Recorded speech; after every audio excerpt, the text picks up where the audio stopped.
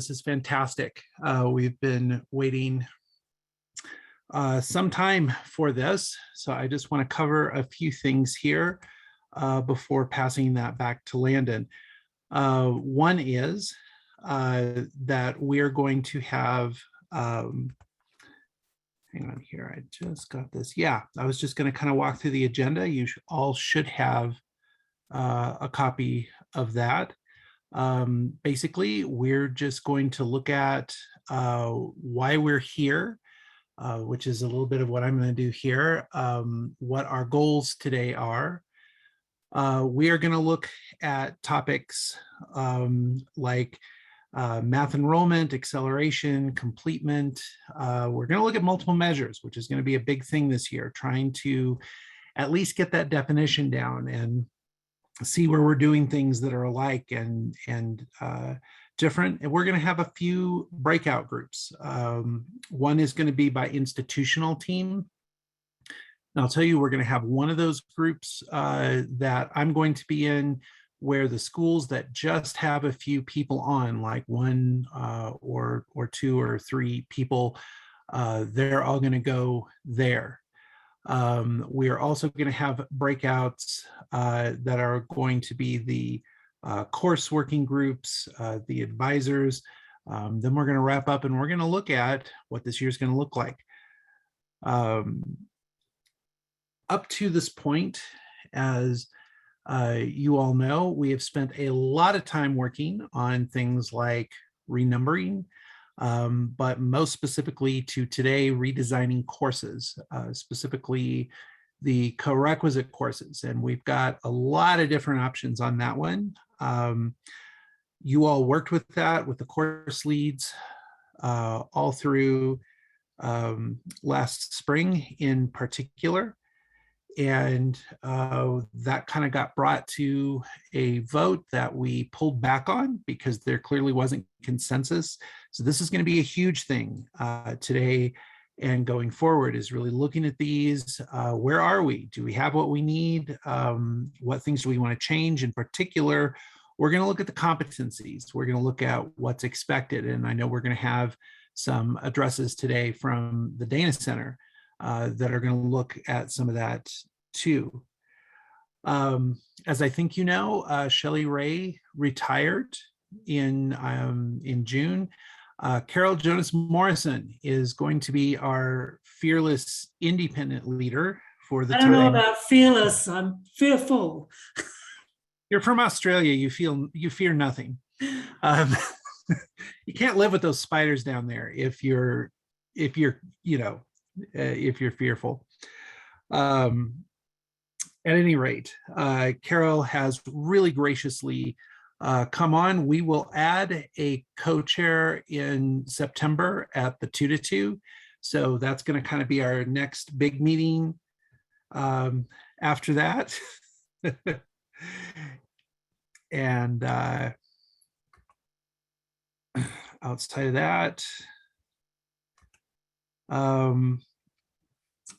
I think at this point, I'm going to introduce you all to Landon Pierce. I suppose I should say, so here's frazzled for you. I would think I probably know everybody on the call in one way or another, but in case I don't, my name is Dan Job. I am Director of Academic Affairs at the System Office, and I am going to introduce Landon Pierce, another person that I hope you all know, but if not, he is our Vice Chancellor for Academic and Student Affairs. Thanks, Dannon. I still can't get past the fact that you don't have a beard. It looks so awkward to me. But if it feels it'll great, be back, I promise. No, it will return. By September, you'll see it back. Okay, good. So my piece here is I want to just take a few minutes to talk through some questions that I know have been in people's minds, really from the spring semester over the summer. as folks were working through the co-requisite work groups, I just want to address a few things that I think will maybe help frame today a bit, but also I suppose some will generate some additional questions. So I've got a few things. If you have any clarifying questions, feel free to throw them in chat or just speak up. Some of the stuff, like when we talk a little bit about definition of success, data pieces, we're going to have a little bit more time later today to go into that. But I do want to provide just a little bit of a high level piece to that. So I know the first thing I want to start with is timeline. There was an original goal of having the co-requisites and the outcomes and everything set by the end of the spring semester. And I think most folks, at least the math faculty here, know that there was a lot of work that happened there kind of at the end of spring, rushing at the end of spring and doing discipline votes by co-requisite. And we put a pause on that work for a couple of reasons. One was because it was summer by that point, and we really didn't want to continue this over the summer, but two, because it did feel rushed to individuals. There was some lack of clarity on some of the outcomes, some lack of clarity around variable credit, and a few other things. And so Dannon and Carol and Connie from the Dana Center, we had some conversations about, let's just pause this and have a workshop in August to kind of kick off the work that will resume in the fall. Now, we do still have a goal of having the courses and the outcomes identified by the end of the fall semester, and there's a reason for that, and that's so that we can still have time to run the courses through SFCC, and so that colleges can begin to use those co-requisites in the upcoming, not this academic year, but the upcoming academic year. So the following academic year. So we want to make sure that we hit the end of the fall, which we're hoping will give us time, the work groups, to be able to talk through and finalize the outcomes, and then bring them back for a discipline vote. And then we'll run the courses through the SFCC process in the spring. So that's the general timeline of the work for this academic year. Another question that has I think come up quite a bit is several questions around the outcomes of the courses.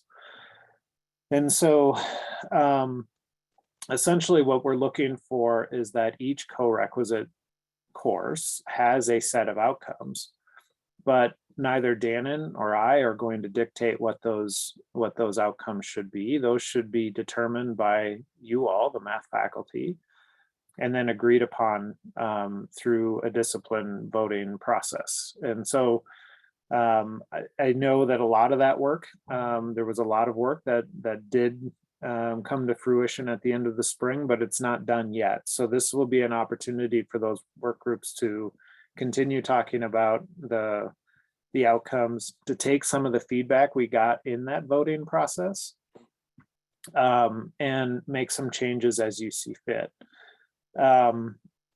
There are a couple questions that I think are important to talk through. One was, there was a number of conversations around social emotional learning outcomes.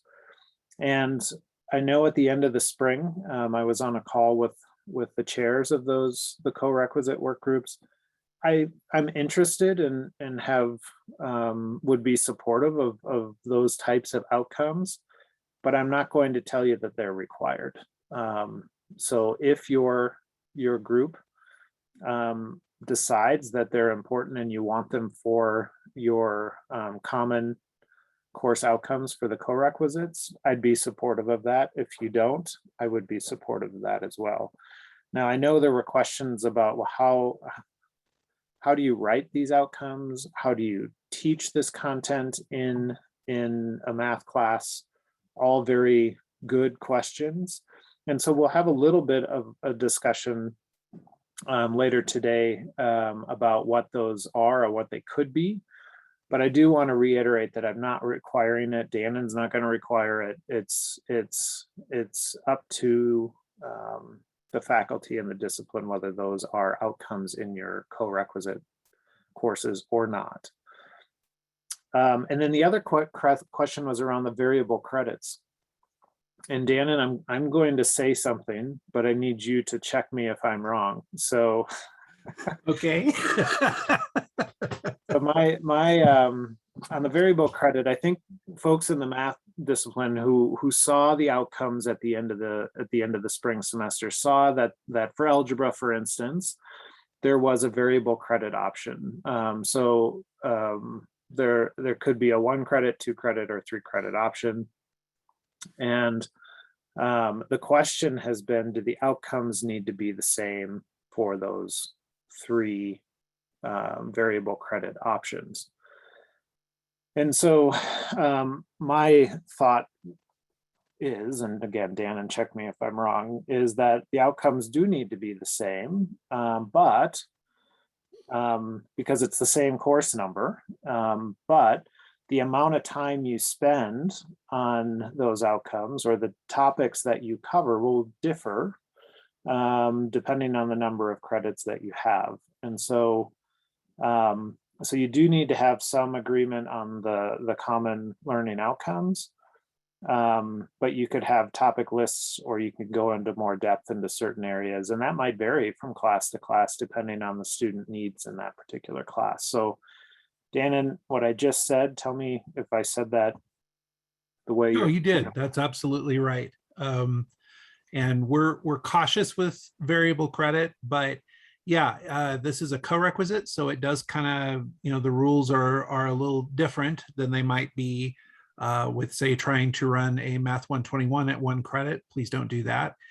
That one is solid, but with this, we can allow that, and it lets us test and see what you can do. But yes, the outcomes must be the same for the number. Okay. I have a few other questions that came up, but I want to take a pause really quick. Were there any questions about timeline or outcomes? I think, yeah, so Lionel, I'll jump in here from CCD. I think the outcomes, I know that when, see, Jesse's online, I saw Jesse here, but when we talked about this as the group over the spring, that if the outcomes are fairly loose and broad, in other words, not too specific, I think therefore the same kind of outcomes can be done over a 1 credit / 2 credit or 3 credit co-req, just as, if we kind of do phrase it that way, then it is possible for again, let's just look at the individual instructor, that they're the ones who think what needs to be done that particular day. Yep, that's right. Yeah, we don't want, unless the faculty believe that that's what needs to happen, really, really specific learning outcomes. More general gives more flexibility. So yeah, you're right. And that's the purpose of this, is to have a little bit more general learning outcomes to allow some flexibility across institutions, or frankly, across, or between instructors. So. Other questions from the group? Yes, I have a question. So Rachel Sefton at CCD, when the paperwork occurs later on, I assume that the forms have been updated or will be updated soon to allow for the new type of course that has the, it started with an S. I'm having a brain freeze. Maybe Dannon remembers. Dannon? Was that the It's not SAI? allowed. The SAI courses? Yes, thank you, Eric. That's awesome, Eric. Thank you. That was great. In the summer, so much has happened over the summer. So we would fill out the paperwork for all of these courses as SAI, and they would have the variable credits. So then SFCC would approve these as that type of course with the variable credits. But then we had talked about how potentially an individual institution like maybe CCD could, because of equity, they had been running like a 1-credit lab, right? So that their tuition doesn't go up for their students. That could still happen, right? I'm looking to Dan, and he knows the SFCC stuff better than I do. It could.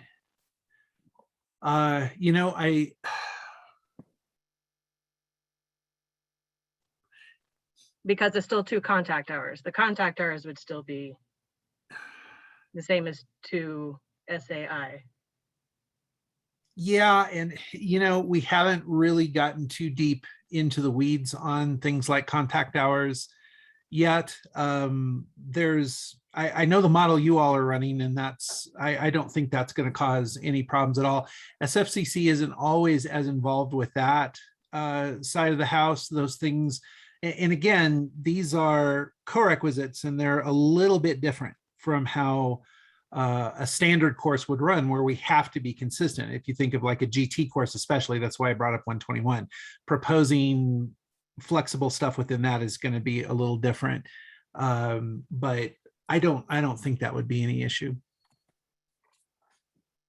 Yeah, that was my understanding in our conversation, Dan, and that for CCD specifically, because I don't know if other colleges are doing what you're doing. They may.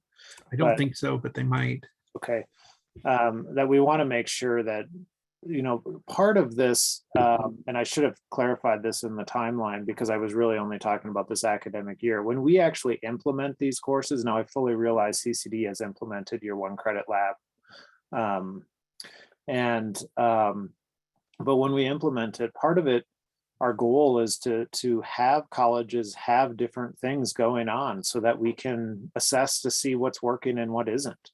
And it may very well be that what you're doing at CCD has great outcomes for students. And that I understand is one of the questions that we need to talk through, is what is success. But when we, but it also might be that another college has a different approach and it's working equally well or better. And so part of this what we're trying to do in this process is first come to agreement on what the outcomes are, get the courses through, get them approved so the colleges can start using them, but then kind of an iterative approach that over the next year, not this current year, but the following year, the year after that, would be to share how each college is doing. What outcomes are you seeing? Are students successful or not? And to make adjustments to the courses that we are approving this year. So we want to create an environment where colleges can try things out and do different things, but then we ask that they share what they're doing and the outcomes that they're seeing based off of their approach. So to your question, Rachel, my recollection from conversations with Dan is that we would be able to accommodate what you're doing. I just don't know how the coding works well enough to be able to tell you how it's going to work. But we want to accommodate it. I don't see why we wouldn't be able to. I think you're going to be good there. And that is a way of also saying to the other colleges, let's talk if you're doing something different with that. But I think we can probably accommodate that. Would that be under an SAI type of course, Danon, or would that be under a lab course? It would be. I mean, theoretically, it could be either. An SAI type of course is just really, it's a distinction that says this is the type of course it is. And it's suggesting that even if it runs similar to a lab, it's not going to be the same kind of thing as your standard, obviously not as a science lab, but as a classic lab, because there are elements of lecture to it.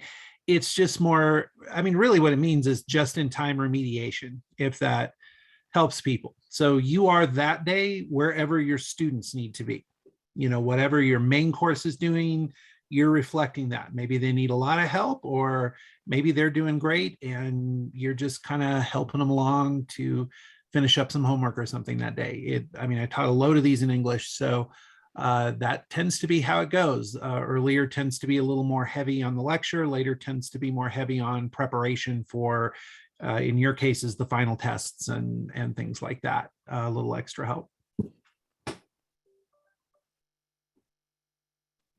Other questions?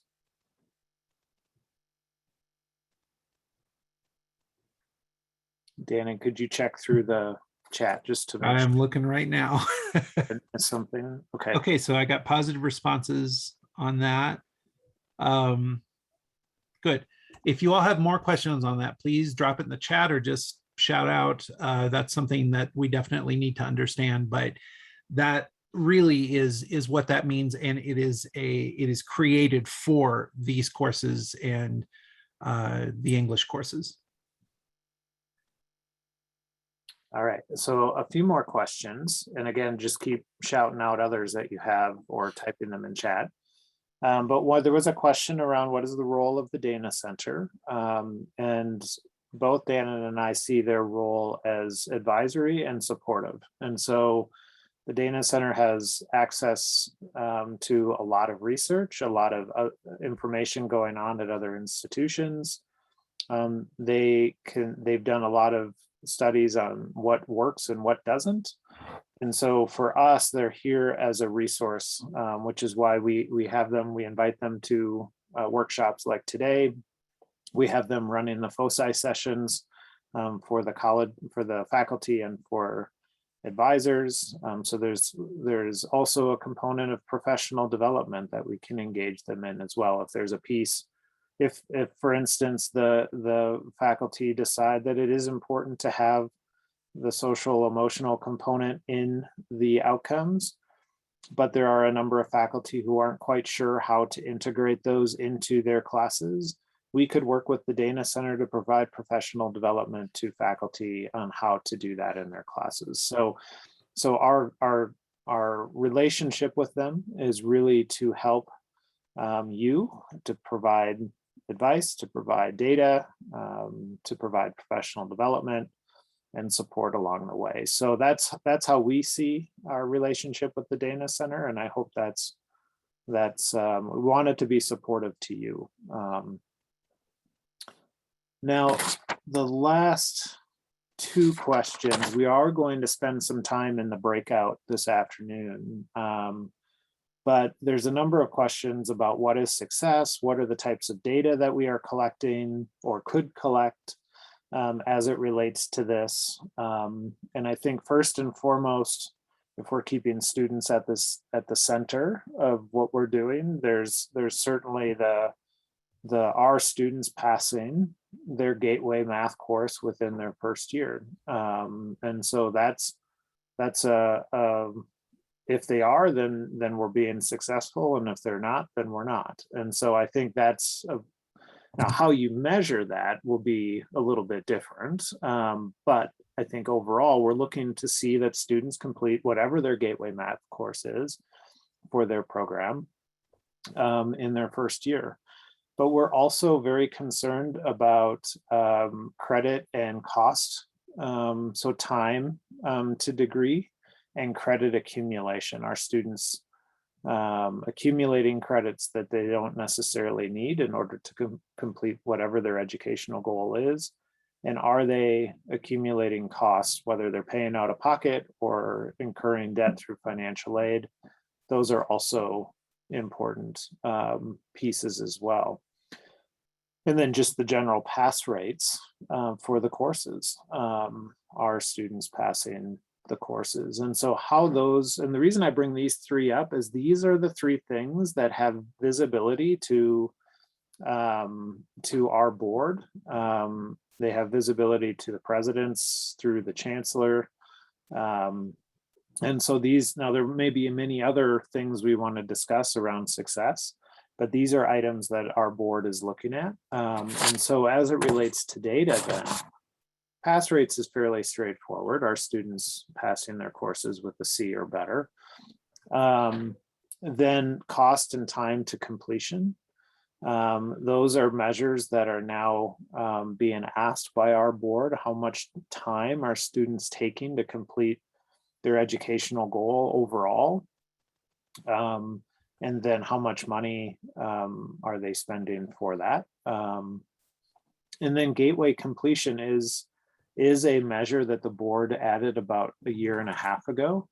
And so they're very interested and gateway completion is both English and math. And what we report to the board annually, and we disaggregate it by college, is what is the gateway completion rates in English and math within the first year of the student studies. And then we disaggregate that information. So we show not only by college, but we also look at race, ethnicity, first generation, and Pell eligibility. Those are the three student demographics that go up to the board. And so, again, there may be other types of data. I would say that many of you may have other things you want to look at to determine whether your approach is working or not, but these are the types of system level data that we pull because the board is asking for it, and therefore the chancellor talks to each of your presidents about that at your college on a regular basis. So I want to stop there. Again, we're going to have time this afternoon to go deeper, but I want to see if there's questions around that, or if there's suggestions, other suggestions for success or data that we might look at. Would love to hear them.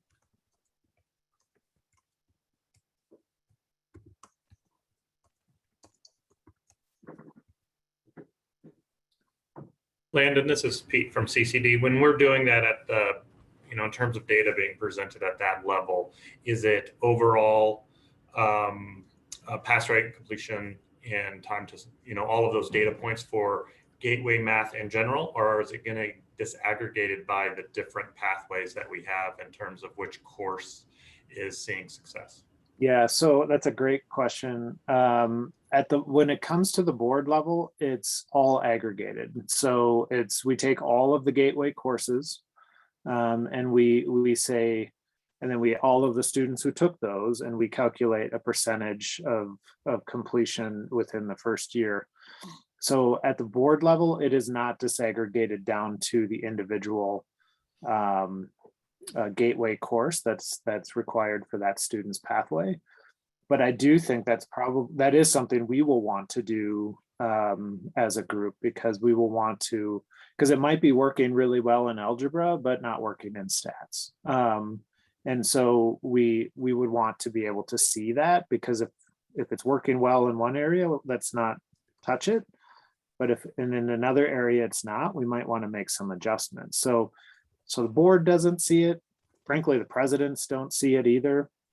But I think as a group, it's probably helpful to see the whatever the agreed upon data sets are by pathway. Does that make sense? Okay. Oh, there's a lot of questions. Other questions? See a lot in chat. Okay, I'm just going to start at the bottom here. Is there a way to consider data for students taking the appropriate gateway course? I think that there is a way to do that, Carol, and that's what I was responding to. We do have that ability to disaggregate by gateway course, and then across colleges.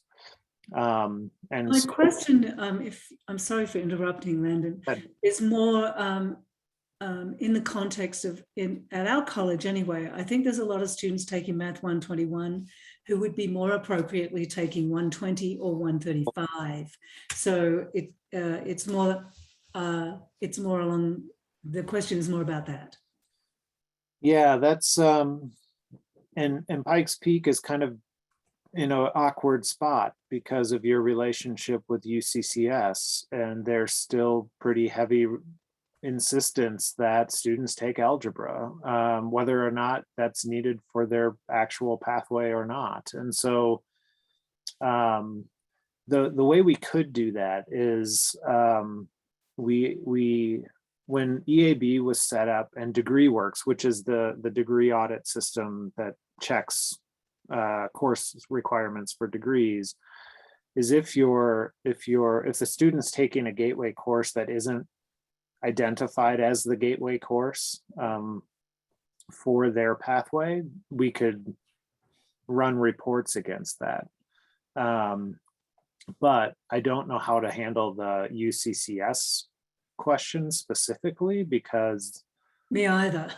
and that's a probably a political and that might be a Lance Bolton conversation with their president to try to fix that. But that is a barrier you have down in the Springs that many of our other colleges don't have that same issue. So, but I think we have a way to tease that out as long as the gateway courses are coded, are identified in each of the pathways. So. Okay, sorry, there's just a lot of questions. So I'm going back to Jennifer's question. Speaking of cost to students, is there a way to use the new SAI course type to reduce the cost to students? Can the SAI course type work similarly to labs where 2 or 3 hours in the classroom is only 1 credit cost to students? Dan, sorry, this is in your ballpark. No, that's okay.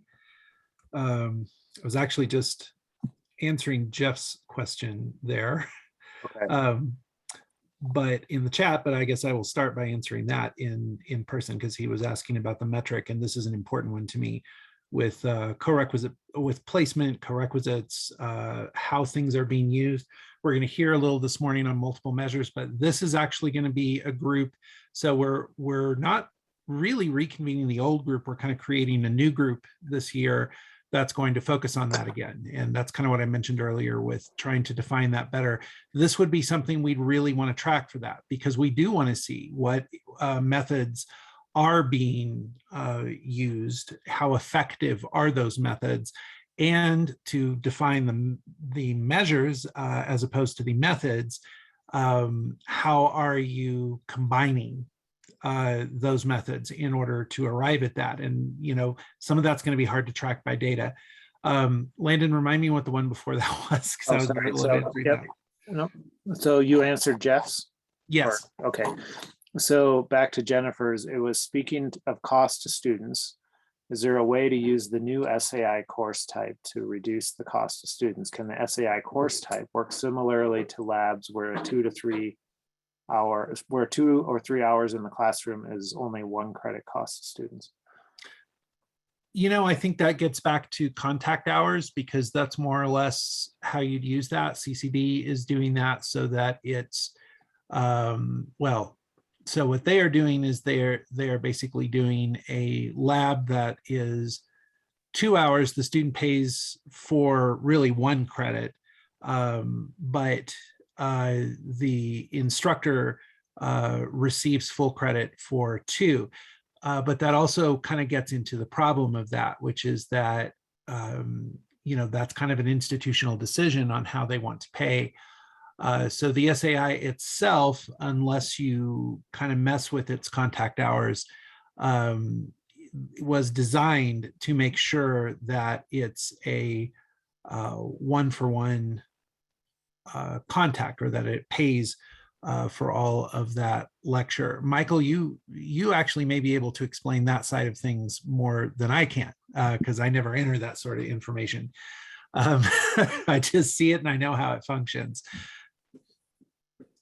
Yeah, that's something with the schedule type where we're trying to consolidate and realign those now to have them be more meaningful. And so that's something where we could build that and have it build a student differently than the number of hours based on the content of the course. So I hope that answers that question. We are really trying to get that so that instructors are paid for their time and students aren't overcharged. But that's a balance, and it's not always as easy as just saying this is what it's going to be. But that, again, is part of the purpose for that SAI instructional method, and we're still working about how that can be used by institutions. So it doesn't sound like that could be used as a lab, where it's 1 credit to the students and the instructors are in there 2 hours. Yeah, it is designed to be a little different, and some of that came from a thing that we heard so much last year was, well, we do ours as a lab course, but this doesn't seem fair. I'm working this many hours, but I only get paid for that. So we're trying to design this in a way that's not unfair to the student, but that also is paying faculty for their time. Some institutions, so that's that CCD model again, CCD has chosen to do that differently, which is always the prerogative of the institution, but we don't have anything to do with that from the system office. We just try to set it up so it's going to work consistently in all institutions. So I have a question, and I'm sorry to take over because I know there are many other questions. Is it going to be possible for us at the end of our one semester revisit to Co-Req courses to have lab courses as well as SAI 1 credit, 2 credit courses, that kind of thing in the mix? It is possible. We're going to have to work with that, and some of that gets back into variable credit and things like that. But the type that you're posting it as, which I think CCD is, for instance, is still going to use lab because of the way they have come up with saving the student money, but making sure to pay for that. Yeah, we're definitely going to have to look at that. Hopefully the SAI is ultimately going to be able to work, but if someone truly wants a lab, there's not a reason we can't do that, if that makes sense. Well, there's an institution that truly wants a lab. I am aware of that. So that is something that really we need to keep talking about, because this all needs to be decided this year. And we need, more than anything, like I said, I think from my position, it's to make sure that it's clear what can be done, what can be used, and that we have some consensus from the group that we can help with at the system office to get those as best we can to reflect that consensus. That sounds like a really ambiguous answer, but that's probably the best way that I can describe it. Shannon, can I jump in for a minute? Oh, please, Connie. Yes. I just want to say that, just reiterate what Landon said earlier, which is that we have absolutely no official authority to tell anybody to do anything, but that we are here to provide what we've learned from places across the country. And so just a few things to think about in terms of this discussion about cost and hours. Is that, for one thing, many students have been paying for 3 or 6 or 9 or more prerequisite developmental courses, developmental hours. And so if they are placed into a college level course with even up to 3 or even more hours of credit assigned in a co-requisite, that is still likely to be cost savings to the student. And particularly when you consider that they are more likely to make it all the way through the gateway course, then significant cost savings to students. And so while having 2 or 3 extra hours of cost on top of the 3 hours of cost for the credit bearing course seems like a lot. It's a lot in one semester, but over the course of the student's academic career, it is a cost savings. And so, thinking about it that way may make it a little more palatable to charge students actually for the hours that they spend in that co-requisite course. And 2, to think about, to be sure that the faculty time is being honored. And that they are receiving credit for the time that they spend with students. If we want them to spend 2 hours with students, then they should be compensated for 2 hours with students. And there's some communication that happens, like implied or inferred communication around how we label these courses as to how structured is it and how serious are we about what students and faculty are doing in those courses. So I would just, recommend that it be communicated as a course that has structure and defined content. That doesn't mean that you're not flexible during any given class meeting about what students need at that moment. But if it turns into a homework hour, it's likely to end up being less effective for students. So if your institution can afford to pay faculty for 2 hours and only charge students for 1 hour, then, that's one thing, but many institutions definitely can't do that. And so, I would just say, please don't put that on the backs of the faculty and ask them to do a 2 contact hour for 1 credit support, or, for one load, 1 hour load, that could be, that's just, not going to be great messaging for anybody. And faculty have to prioritize where they spend their time. And if they're thinking that, well, that 2 hours is taking away some of my prep time, I don't have time to prep for that 2 hours, then it could turn out to not being as effective as you intended. Thank you, Connie. Just a couple acknowledgements. Paige, your comment about grade distribution, I've noted that. So that would be a good thing to consider as well. Joy, questions around student satisfaction. We don't do anything at the system level. Colleges may do something around student satisfaction. So I've written it down as something we can talk about, but at the moment we don't have anything system-wide around student satisfaction or a self-reported level of competence. I think. And I was gonna, Chris Rasmussen is here from the Colorado Department of Higher Ed, and would like to address the data question, at least from a state perspective. Yeah, go ahead, Chris. Thanks, Landon. Thanks, Dan, and thank you all for being here. I'm here with my colleagues Kim Post and Christina Carrillo from the Colorado Department of Higher Education, and we've been working with Landon and Dannon for some time on the developmental education reforms connected to House Bill 19-1206, which most of you are probably aware of. Within that are some specific requirements in terms of enhanced data collection. So we've been working with Strong Start to Finish, which is an entity that's part of the Education Commission of the States, and some grant funding that they provided both to help support this event today, but also to hire a consultant and convene some data folks from around the state.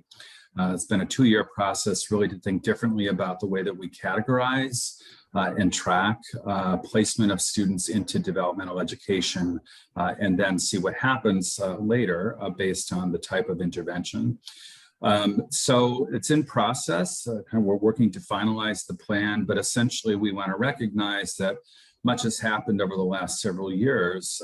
We went from a prerequisite developmental education into a co-requisite model, which usually meant a 3 or 4 credit gateway course accompanied by a 1 or 2 credit SAI module, to now different variations where there might be some developmental component that's built into the course itself. There could be some front-loaded developmental instruction during the first 4 or 5 weeks of the course. It's followed by a truncated version of the gateway course. And so we're trying to capture all the different nuances in a revised data collection system, and also recognizing that there will be additional innovations and different interventions that individual faculty and institutions in the system develops over time. And the bill also allows for that. It was quite clear, we need to provide room for pilot projects and for innovative practices, and adjust the way that we approach policy and data collection accordingly. So more to come on that, certainly.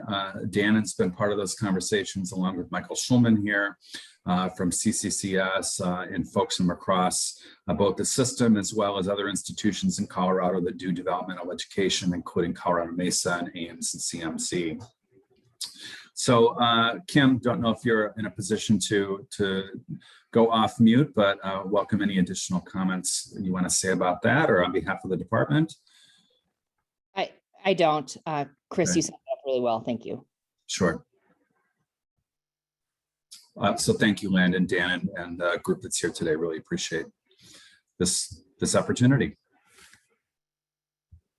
Other questions? I did a quick scan. I feel like they were addressed one way or the other. It looks like, Connie, you have some examples of some qualitative data that perhaps the data center could suggest. So that would be, I would love to see that. And it looks like there were a couple folks who would as well. So Sure. But other questions related to success or data? Okay. I'm very interested in that qualitative data too, Landon and Connie, because I wonder if students were told, hey, you can take this 1 credit support course or this 2 credit support course, and that you're more likely to pass your Gateway course with the 2 credits. I wonder if they might choose the 2 credits very freely. So I'm very interested in that. I don't know that we have anything that's asking students what they think about that, and with the appropriate background data to provide to them. All right. Well, the last thing, since I'm not seeing other questions, I just want to reiterate, and I said it earlier, is that what gets determined by the end of the fall is not permanently set in stone. I mean, it is for the purpose of the SFCC process for that upcoming year, but I want to assure folks that I really see our work as iterative over the next several years, that we're going to be trying different approaches across colleges. But the one expectation I have is that we will share what we're doing with each other, and we will share data with each other, and we will make adjustments as we go. To the outcomes, to how the courses are structured, and to other sorts of things. So I don't want people to feel like when I say we need to have the outcomes set by the end of fall, that then we're done and we're locked in. I really want to make sure that folks feel like that's kind of the beginning then at that point of doing some look at data and making adjustments as we go forward. And as Chris Rasmussen mentioned, it's built into the House bill that there's allowances for innovation and for new approaches. And so I think also, staying in contact with folks like Connie at the Dana Center, there might be some innovations going on in another state that, we didn't even think about when we were talking about this this year. And so we want to be open to the fact that things can change over time as well. With that, I'm going to send this over to, I want to introduce Connie, and then Connie, let you introduce your team. But I think many of you know Connie. She's been with us from the Dana Center for some time now. But Connie is our main point of contact for the Dana Center. She's got with her some folks today that we've got some sessions here in the morning that her and her team will do. But I want to turn it over to you, Connie, and let you introduce your team and share whatever it is you would like.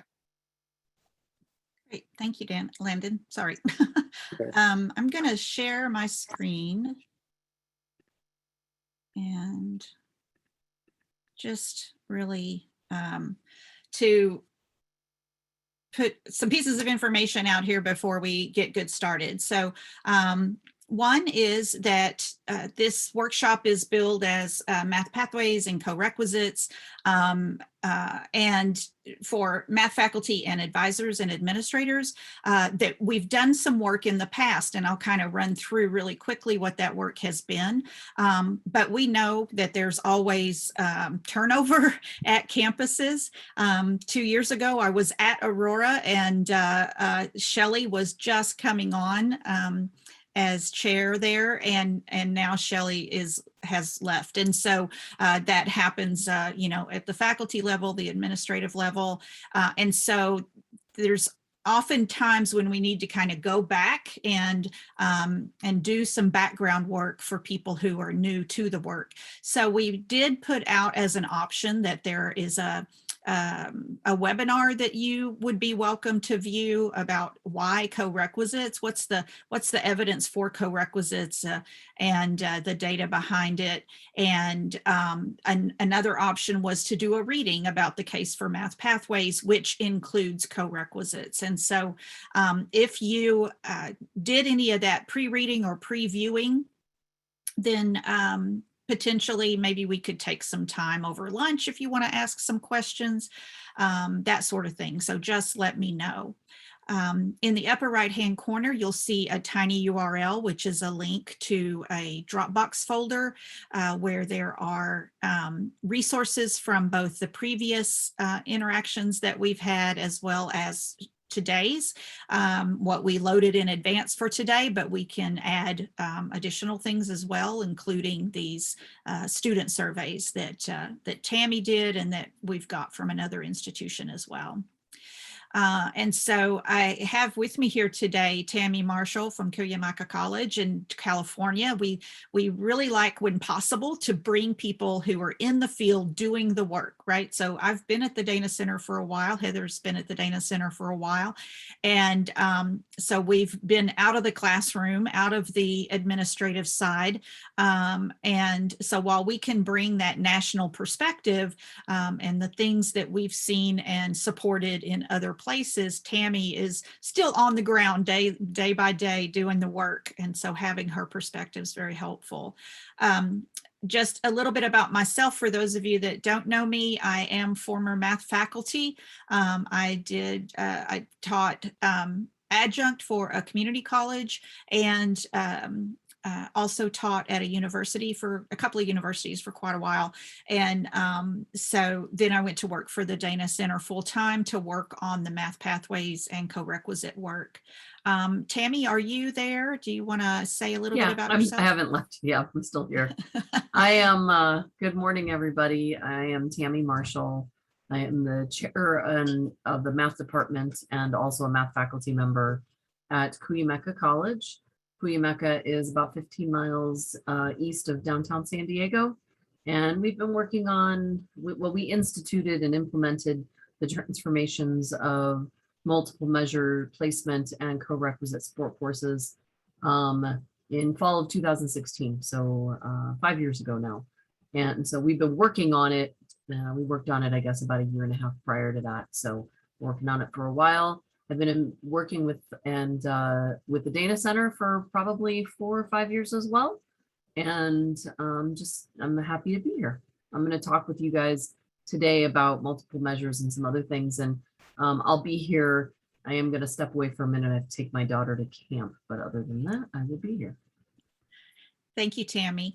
Heather Ortiz is my colleague at the Dana Center, and she has been doing a lot of work helping systems implement math pathways and co-requisites during her tenure, and in the last few years has really built up the advising side, and so that's why she's here today. Heather, you want to say a little bit more about yourself? Yeah, so Heather Ortiz, my title is Systems Implementation Specialist, which sometimes is a bit ambiguous in terms of leading both state, system, and region level work. I've worked across about a dozen states and systems and regions across the United States. And so I've had a really wealth of opportunity since my time at the Dana Center. I've been at the Dana Center since 2015. I have to stop and think about it sometimes. Sometimes it's even shorter, sometimes a little longer. Prior to being with the Dana Center, I was the Dean of Academic Affairs and Director of Academic Advising, among a few other titles, which I'm sure we can all relate to, as we wear at least a dozen different hats at different times. And when I was at Ranger College, I implemented, spent a year planning and a year of implementation across our 3 campuses to implement math pathways and rewrite advising protocols and resources. And so then, of course, transferred that knowledge to the Dana Center and have been building a wealth of knowledge in alignment with NACADA for the advising resources, and using the collaboration with NACADA as a global and national platform to bring in a wealth of advisors to build our resources and gather insights that help move our work to support the role of advising towards effective implementation and scale of math pathways and co-requisites. So it's great to be with you today. Thank you, Heather. Many of you are familiar with our DCMP norms for equitable conversations, or you've seen some variation on these. I want to give you a minute just to review them and see if there are any that you have questions or comments about.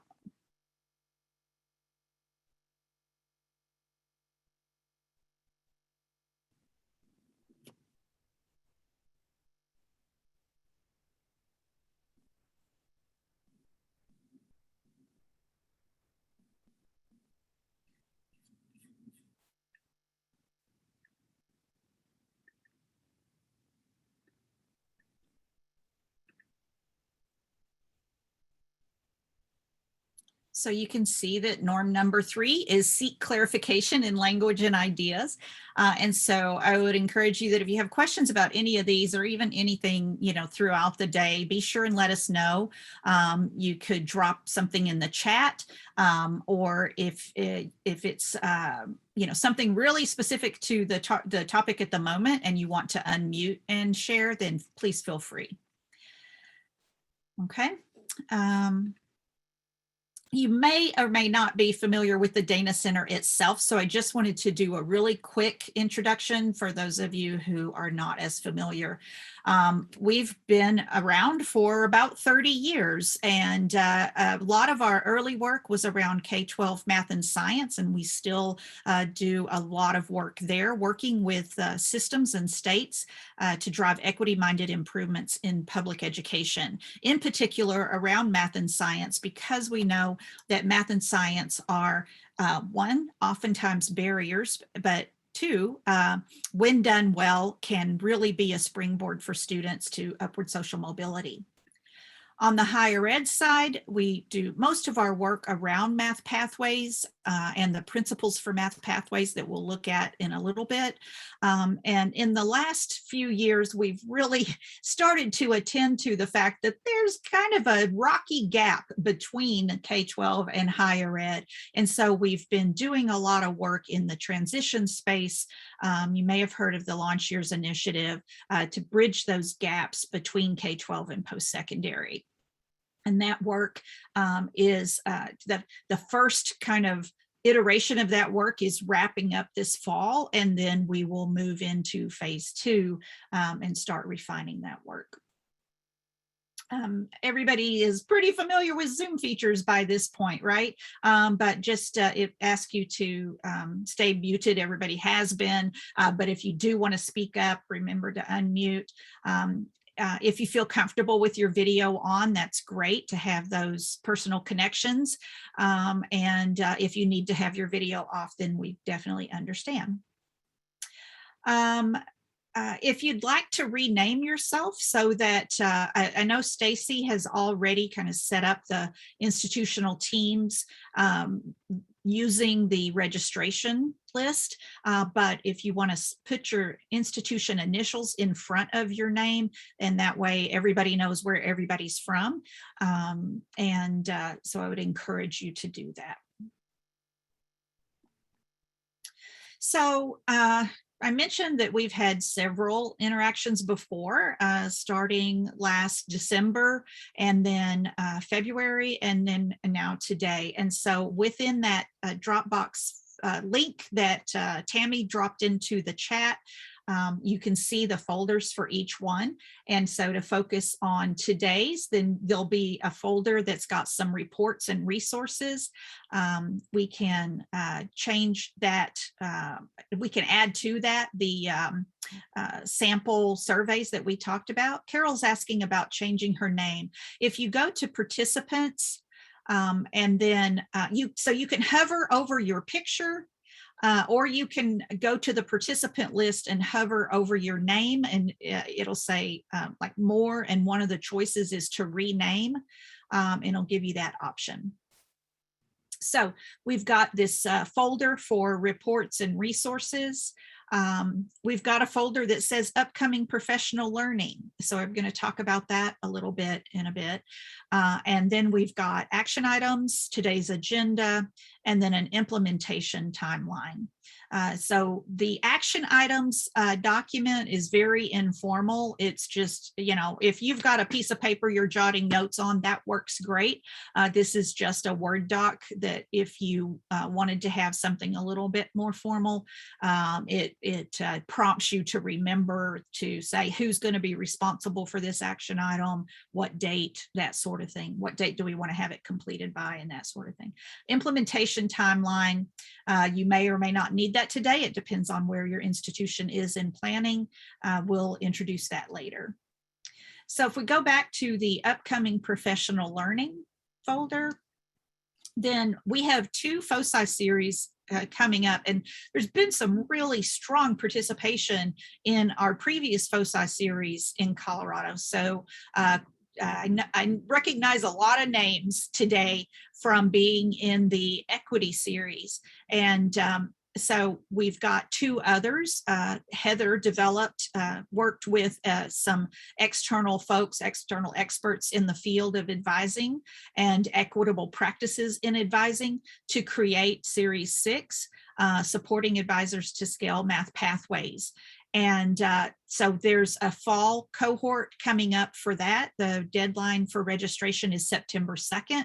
And the flyer that gives you all the information about what happens in that series and how to register is in that box folder that Tammy dropped into the chat, the link to the box folder.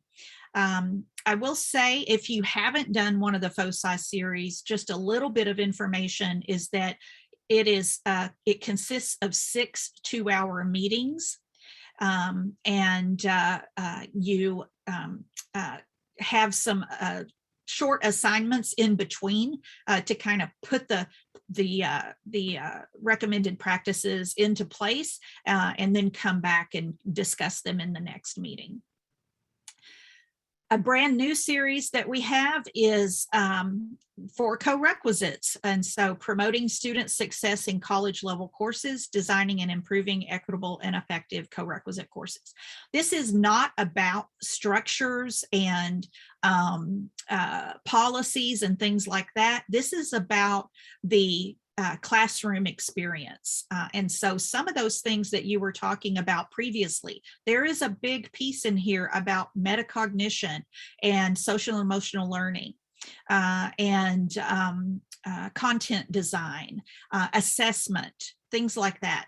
So if you are interested in that, then the registration deadline is September 1st. It is also, just like the Series 6, it is 6 meetings that meet 2 hours each meeting, spread out over the fall semester. Just some late breaking news here is that we've been in development with Strong Start to Finish for a co-requisite mathematics toolkit, which really does get into a lot of things around structures, policies, practices. And it's supposed to be released on the Strong Start website today. So everybody cross your fingers that gets posted today. And it starts off with principles for the design of co-requisite mathematics. Who should be in co-requisites? What are some of the placement policies that we should be considering? What are the practices that are effective? And so that is the first thing that's in there, but then it is chock full of tools and resources that take you all the way through the process of implementing co-requisites. I know that many of you are already doing some co-requisites, but then that just means that you go back through the process and engage in continuous improvement and expansion, right? Because we want to take co-requisites to scale. We want to be serving all of our students in co-requisites if they are above the adult basic ed level. And so this toolkit can be helpful wherever you are in the process.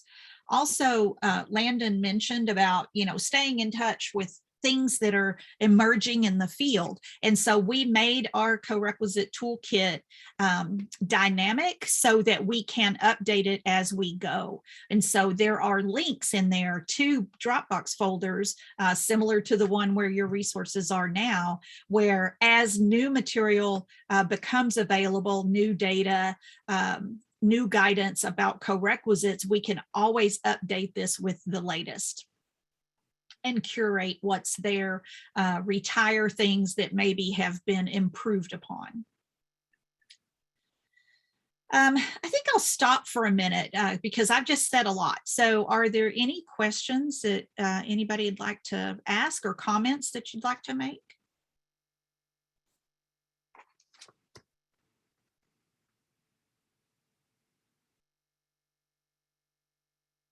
My boss says to practice wait time, take a drink.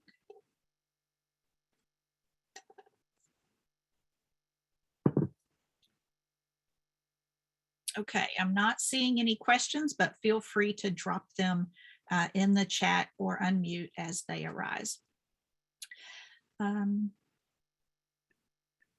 All right. So I mentioned earlier that the higher ed work at the Dana Center revolves around math pathways and the Dana Center Math Pathways vision.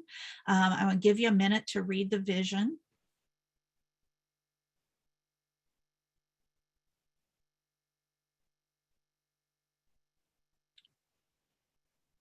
So I know that you join me in wanting students to be prepared to use math and quantitative skills.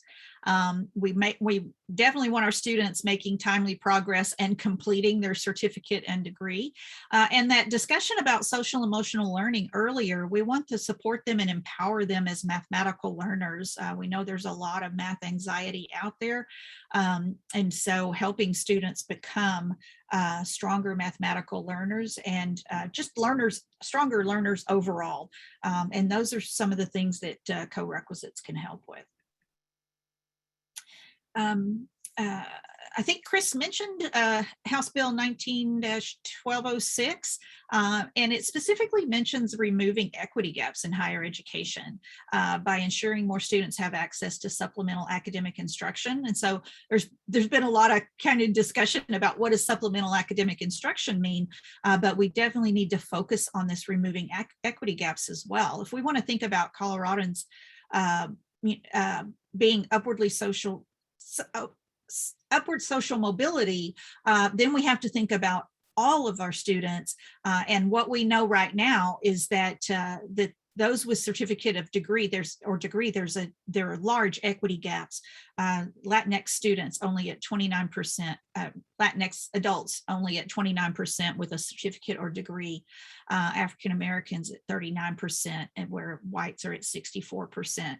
So if we're going to think about how are we going to improve our graduation rates, we have to be thinking about our disaggregated data, make sure that we are serving all of our students the best we can.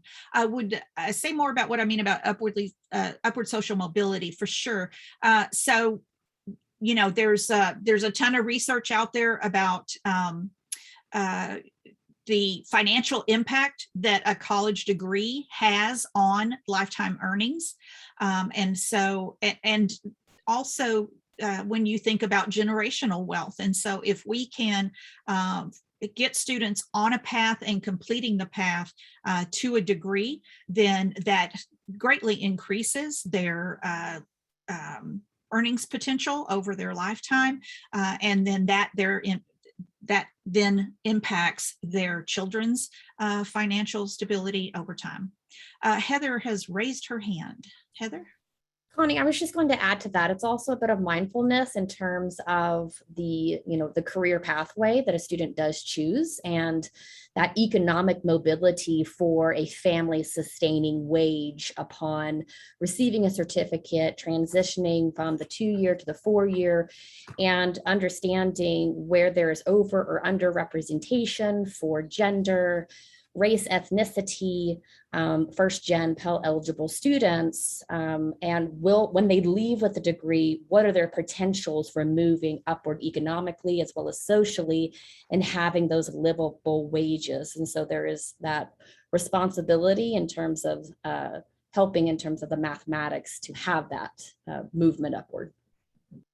Thank you, Heather. Yeah, so that's a great point. There's some research out there on the Community College Research Center website of some analyses they did about looking at, overall, even you might look at it and say, I'm kind of surprised that the Latinx is 29%. That's better than I thought, but if you start breaking that down, then it might turn out that that many of those certificates or degrees are at lower wage jobs. And so really thinking about looking like within that degree completion bucket and saying which degrees are the different races and ethnicities completing. Does that give them access to a higher wage later? many of you have been part of the conversations previously where we talked about the City University of New York study where they did the randomized control trial for statistics co-requisites. And they are about to publish their latest research on those students, that they have followed those students all of these years. That the pilot for that work was in 2013, and they've been following those students ever since. And they have started doing some conference presentations and are in the kind of publication review process for their latest brief, which shows the higher wage income, that average income that those students have compared to the students that were in prerequisite developmental. So the co-requisite instruction compared to the prerequisite instruction, they've got significant increases in average earnings. So we look forward to seeing that full report. So thank you for the question about upward social mobility. I appreciate that. I think you've probably all seen this graphic that has driven a lot of this work around co-requisites, that we can all look at our prerequisite classes. I taught a ton of prerequisite developmental when I was teaching, and I could be happy with my pass rates. I'm like, whoa, I'm doing a great job. My students are doing well. But what I did not know is the students that we were losing along the way, which students never got to me, which students completed my class successfully, but then stopped out of school. And so it's not what's happening so much in the classroom, that what's happening in the classroom is hugely important, of course. But what makes the big difference in completion is what is the structure. And so this prerequisite developmental structure, these top numbers up here are students who are being successful and yet leaving the system anyway. The bottom numbers down here are students who are not being successful. And maybe they could have been if their support instruction had been just in time rather than as a prerequisite. And so we are losing huge numbers of students just through the structure of these stacked developmental courses. And so that's just kind of a regrounding back in some of that initial research that made people question the whole point of developmental math was to help students be successful in their gateway course. And yet far too few students are ever getting there and having that opportunity to be successful in that gateway course. More students drop out than fail. So some of those systemic issues that are impacting that are these prerequisite developmental structures, misaligned content that, we've maybe got statistics students that have to take beginning algebra or intermediate algebra before they get to statistics, when that content, very little of that content is needed in statistics or in math for liberal arts. Questions about placement test validity. Well, actually, there are no questions about placement test validity anymore. It's well established that placement tests are very poor predictors. And then we've got the issue of delayed course taking.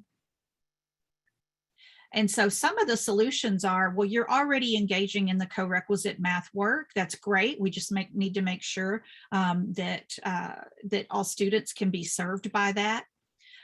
You're already doing strong work with multiple math pathways and striving to make sure that the supports are aligned, which is what those learning outcomes that you've been working on are all about, right? To make sure that we are truly supporting that gateway course. Looking at multiple measures, we're going to talk about that today, of course, and then delayed course taking. Let's talk about first year enrollment instead. That's what the next conversation for the morning is. So I mentioned our principles for math pathways earlier, and these are our 4 principles. They're clustered into quick structural and policy changes. and then what happens in the classroom and what kind of supports are available.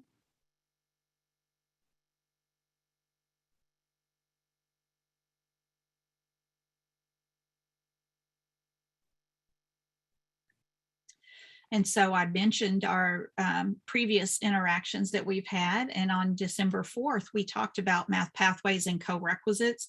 We talked about the benefits of scaling and the dangers of partial implementation. And so if you remember that session, we looked at partial implementation, that just as placement policies disproportionately impact students of color and students from low-income communities, then if you are only partially implementing co-requisites, then you are once again going to impact those students disproportionately. And so we would recommend that you go to scale. Students can be more successful with co-requisites than with prerequisites. And so the longer we delay going to full implementation, the more students get left behind. And then on February 12th, we talked more about principles 3 and 4. We focused on the content and culture piece. And so those resources from those sessions are still available in that box folder. But today, we're really going to focus in on principle 2. All students completing their first college level math course in their first year of college. And really, we would recommend that for the majority of students, that's their first semester of college.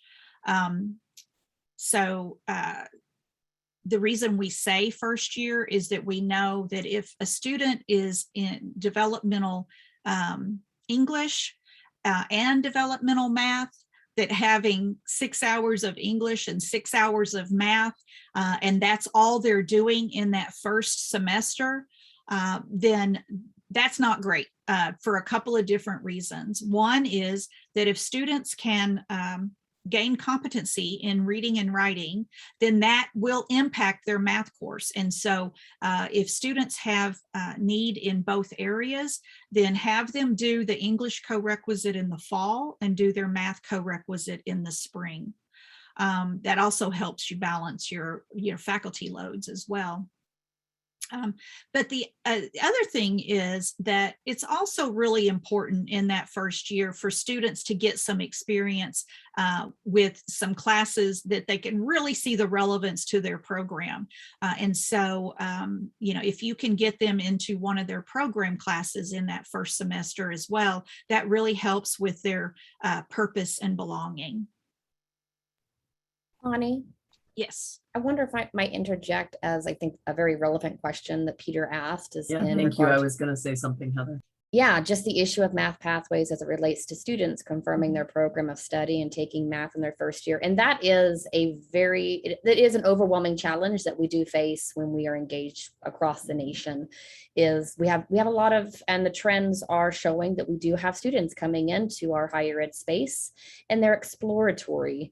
They're still trying to figure out what they want to do. And the opportunity is right for them to be able to dig in and understand what their academic and career interests are. It is through working as change agents in academic advising, career assessment, and other supports at the institution to really help elevate and so maybe potentially use strengths-based advising through questioning opportunities to really dig in and connect that with what we call meta majors, which are these clusters of programs of study that are very similar. So you may have business, where you have business administration, business management, humanities, and fine arts. So getting students aligned with a meta major doesn't exactly specify, but you are able to align a recommended math course to a meta major that helps get students into and taking their math requirement in their first year. It's not to say that students don't change majors. However, that trend for changing majors is small outside of those bucket areas of STEM and non-STEM. So that'll be a part of some discussion this afternoon in the advisor breakout. In that research that Heather mentioned about the low incidence of switching into STEM is in the box folder of resources. Okay, so under the reports and resources folder within there, there is a link to that report.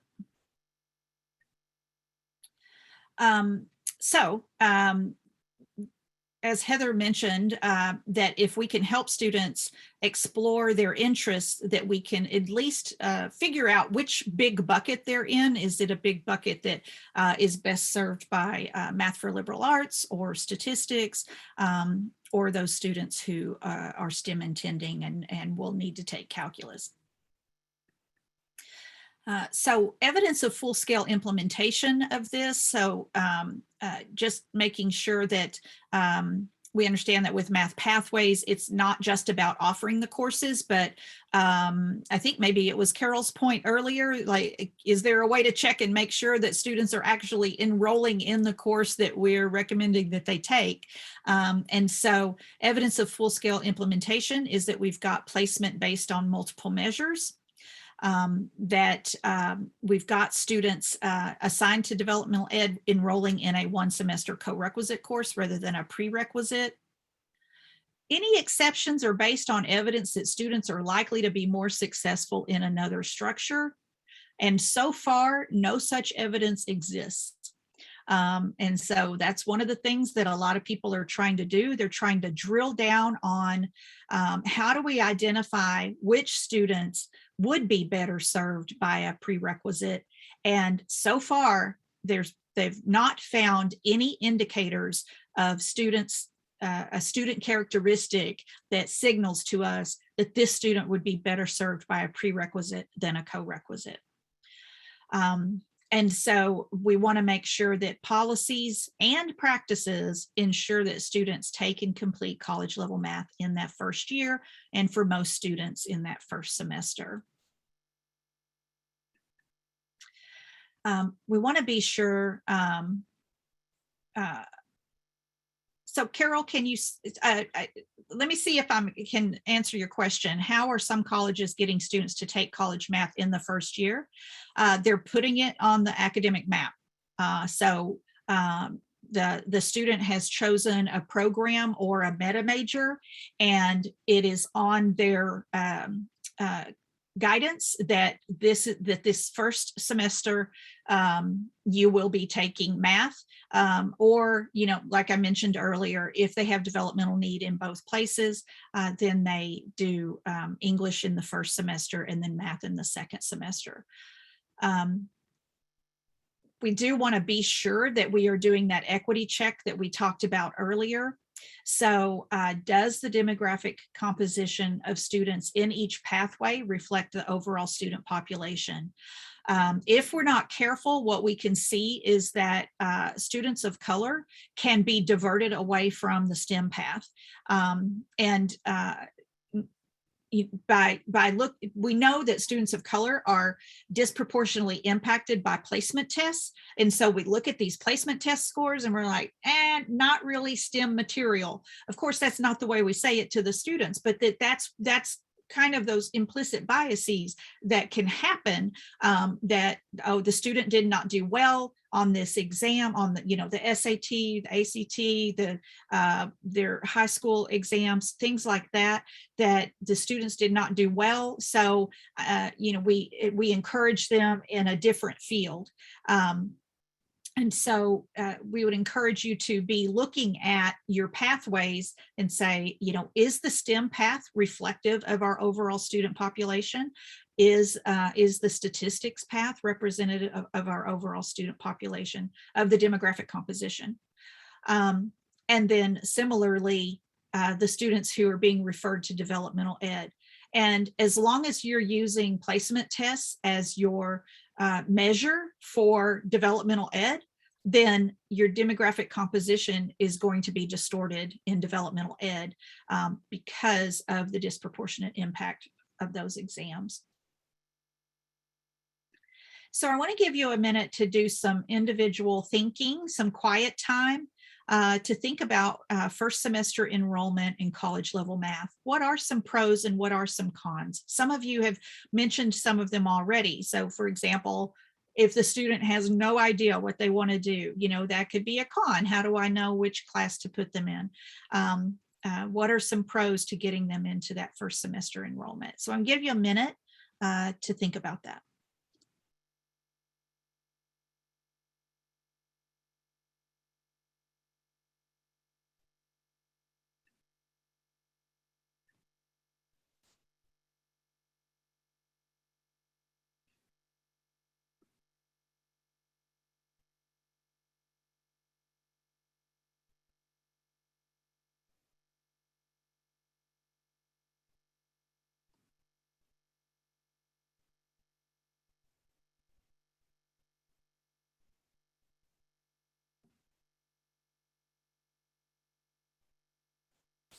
And when you're ready, I'd like to ask you to drop some things in the chat. And so if you'll list whether you think it's a pro or a con. And so if I say pro, get it out of the way. Or if you're going to list one of the cons to first semester enrollment in college math, just put con in the front. Okay. So if you'll drop some ideas in the chat, please. Or if you would prefer to just unmute and share.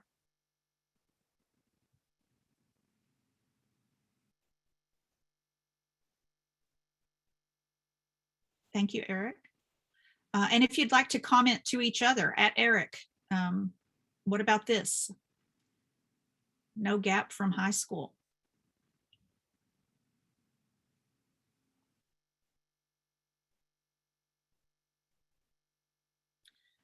Lack of study skills.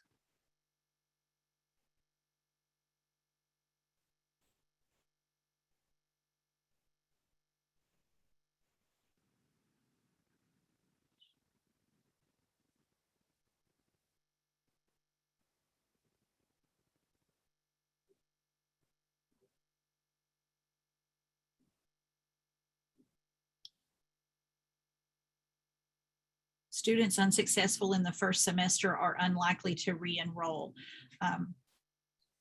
Agreed, Jeff. Students are afraid of math. Yeah.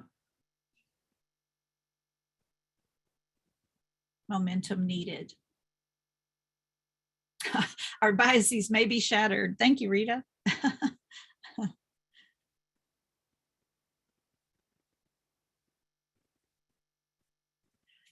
Okay, so I do want to go back. Let me kind of skip backwards a little bit. See how far I have to go back. Those blasted animations, right? We're already losing a lot of students, right? So I think maybe Heather mentioned in the chat the number of students that we lose right off the bat because they've been referred to developmental, and it sent them that message that they did not belong. So in this particular study, 26% of the students right off the bat said, nope, not for me. Apparently college is not for me. And then those students who stuck around, so 74% of them stuck around and enrolled in that first developmental course, 22% of them failed. Yeah, so far we've lost 26 and 22%. Of the ones that passed, some of them went on to the next course, but 15% of that original group, they passed that first developmental and they still didn't come back. So there's something about this structure, and you know, many things, life happens, and so they end up not being able to complete, or they just see, oh my gosh, I've still got 2 more of these before I ever get to my college level course. I just can't do it. And so we are already losing a significant number of students.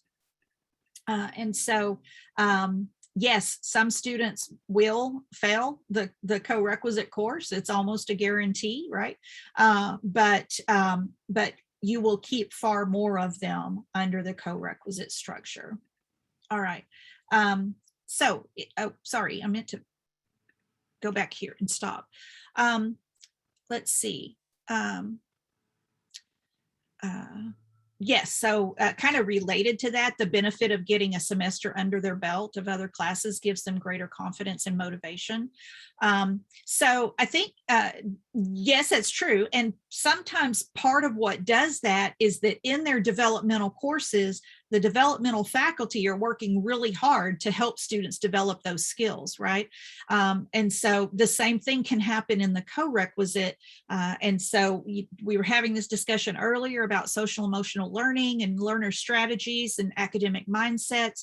And so what are the things that we can do at the same time that they're in the college level class? We can be giving them those opportunities to practice on those skills and make them help them see that how to transfer those skills into their gateway courses. Okay. All right, so before we move on to some of the evidence behind that timely math enrollment, I do want to pause again to see if you want to share any other ideas, questions, or comments in the chat, or if you want to unmute and share something verbally.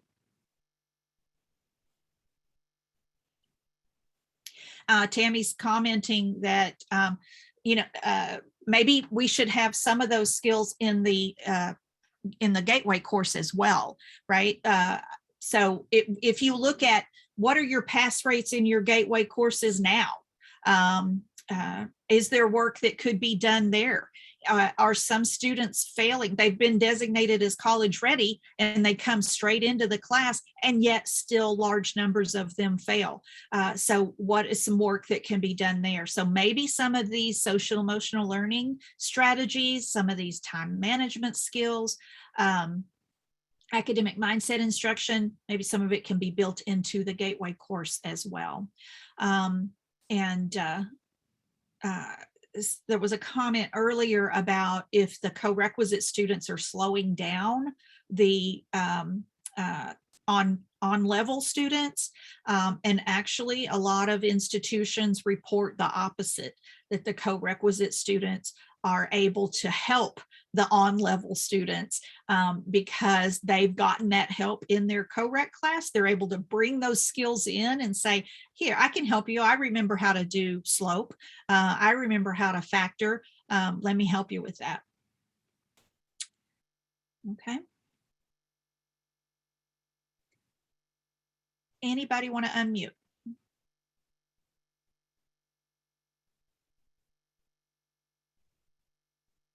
All right, let me know. All right, so benefits of timely math enrollment, acceleration, and completion.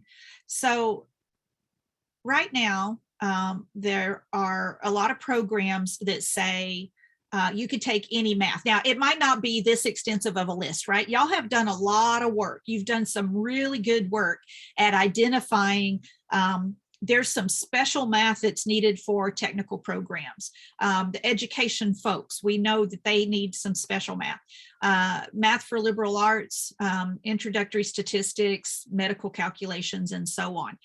But usually what happens is that there are a significant number of programs that say, well, you could take math for liberal arts, or you could take statistics, or you could take college algebra.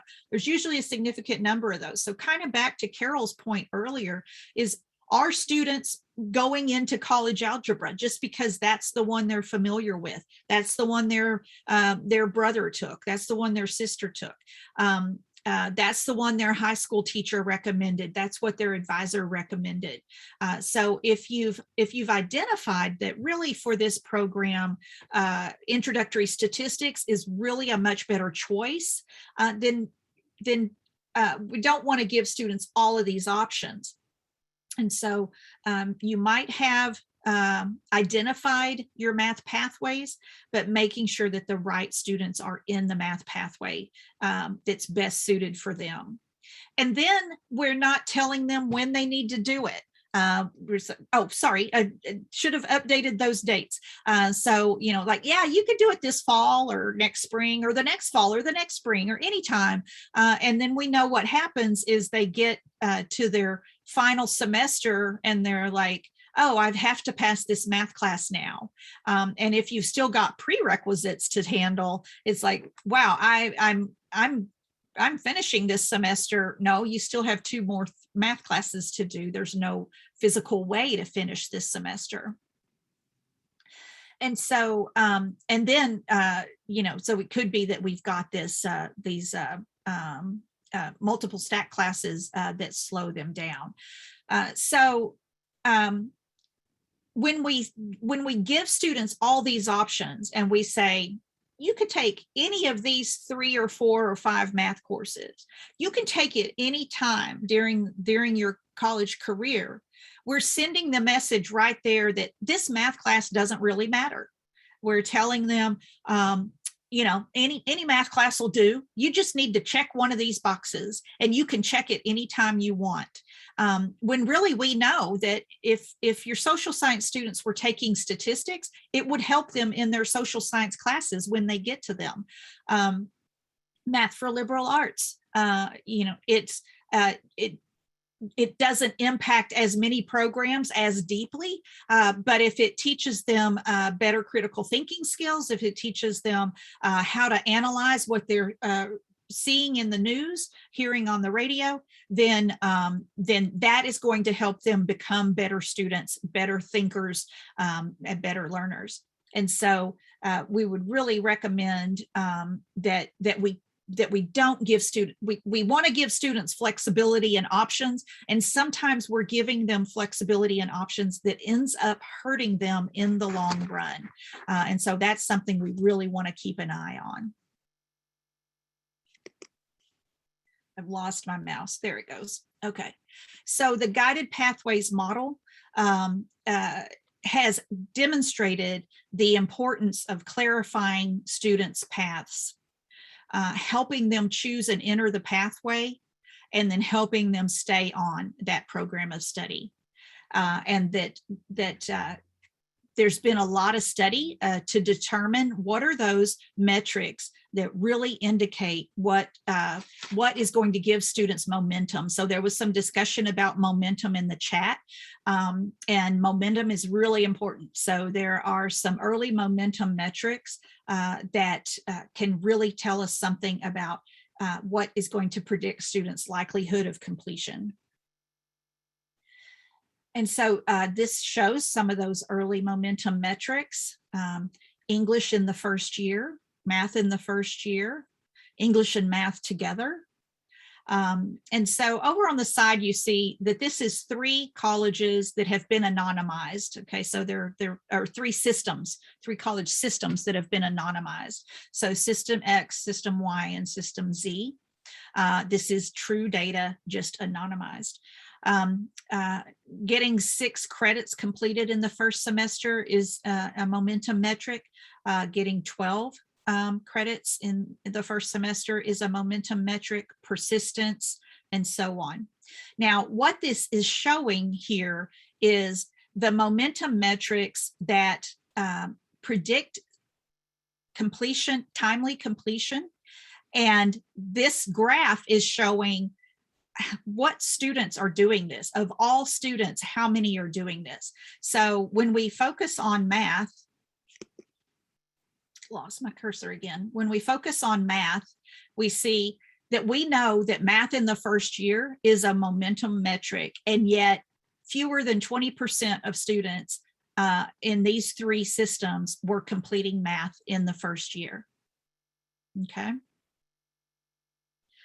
Many of them probably because they were doing prerequisite developmental. And so what about completion, right? So that's the important thing. And so what we see on the left here is the baseline. When we look at all students, the baseline is that between 20 and 28% or so are completing their degree with or certificate within 3 years. Okay. And when you look at the math graph here, this is showing of students who complete math in the first year, how many of them are completing within 3 years. And so if they're completing math in the first year, over 40% of them. So it's from less than 30% in the baseline to over 40% of students who complete math in the first year are completing their degree within 3 years. And so when we think about cost was a big discussion earlier, right? So we're thinking about cost. If we can get students to complete their math in the first year, it's going to reduce their cost because they're more likely to complete, and they're going to complete earlier. And so they're going to get out there and start earning that living wage that Heather was talking about, that family sustaining wage. And if we're going to address those equity gaps, then we really need to disaggregate the data. And so this is showing when we look at our Black and Hispanic students at these 3 systems, we're down to less than 10%, single digits are completing math in the first year. And so we already know that that has a big impact on whether they're going to complete their degree or certificate in 3 years. And we can see that in this graph. The baseline is that 22% or less in the baseline of Black and Hispanic students are completing in 3 years. But by those who complete math in the first year, those numbers jump significantly. When you look at System Z, it's doubled. And when you look at System Y, it's more than doubled the number of students who complete their degree in 3 years. So we really need to change the message from here's your options to nope, this is the best course and this is when you need to take it. And really the only question is, are we going to do statistics or are we going to do statistics with support? Are we going to do college algebra or are we going to do college algebra with support? That's the kind of message that we should be sending students and setting up the policies and the practices that make that happen. So I want to pause here. I'm going to stop share for a minute. Just see, I was going to say see everybody's faces, but I'm seeing a lot of names. I'm seeing a few faces and a few pictures and a lot of names. Hi, y'all. Think for yourself, just give you a minute to pause, jot down some notes and see what you'd like to chat about.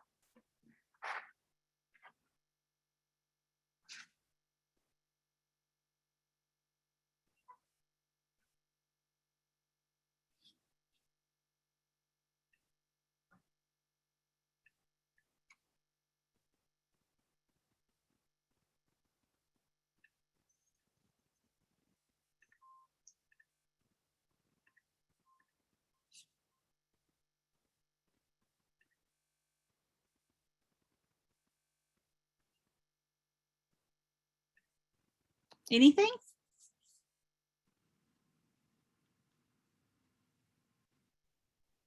Actually, I do have a question. Yeah, Eric, go So ahead. the support that was included in these, I'm assuming it was a specific type of support or a structure around that support. Yeah, so I think maybe it was in December, we talked about looking at the Georgia data that had just come out last year. So CCRC and MDRC are really working on digging in more into what people are doing in the classroom. The math toolkit that I showed you has some case studies where it talks about what people were doing in the classroom. The Georgia research, where they've really dug down into, they've compared how successful students were with what kind of model was happening. And you may remember that 1 hour of support was basically no help whatsoever. 2 hours of support was drastically better, and 3 hours of support was a little bit better than that. Now, I know y'all are talking about like 1 hour charging the students and 2 hours of support, and we talked about that earlier. So I would just encourage you, to avoid like 1 literal hour, especially unstructured time.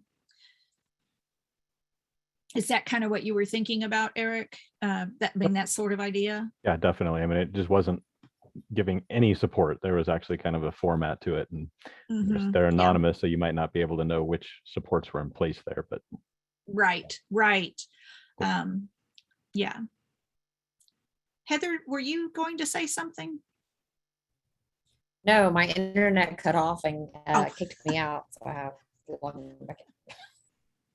The joys of technology, but at least it allowed 88 people to come together today, which would not have happened face to face, I'm pretty sure.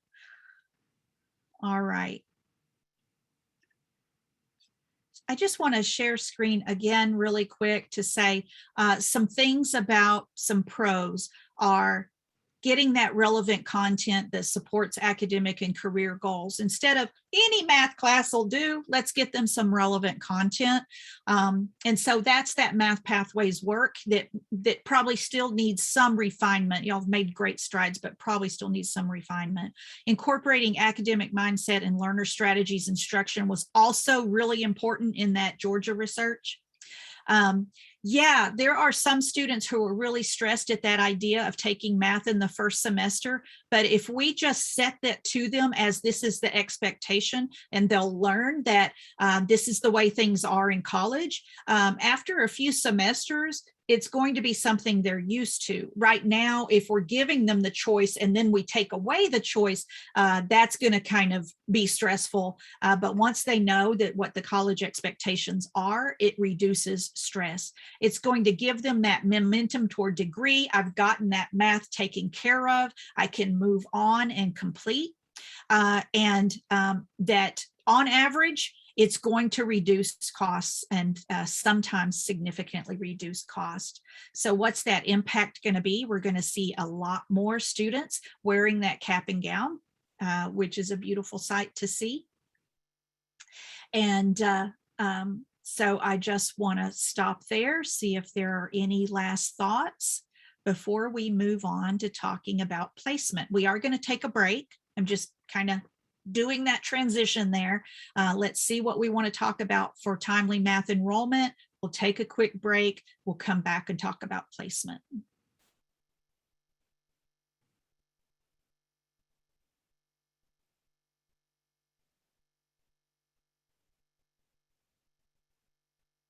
Anything? All right. So if you think of anything between now and the time we come back, jot it down, and we'll come back together and clear up any questions. But we're going to take a 10-minute break now. So okay, I think we may be covering all the time zones today. I'm not sure. Even Hawaii. So it's 11:52 here, 10:52 for you. So for most of you. So if we come back at 11:02, would that be right? Take a quick break. As Heather always says, don't take us with you on your break. And we'll all meet back here in 10 minutes. Thanks, everybody.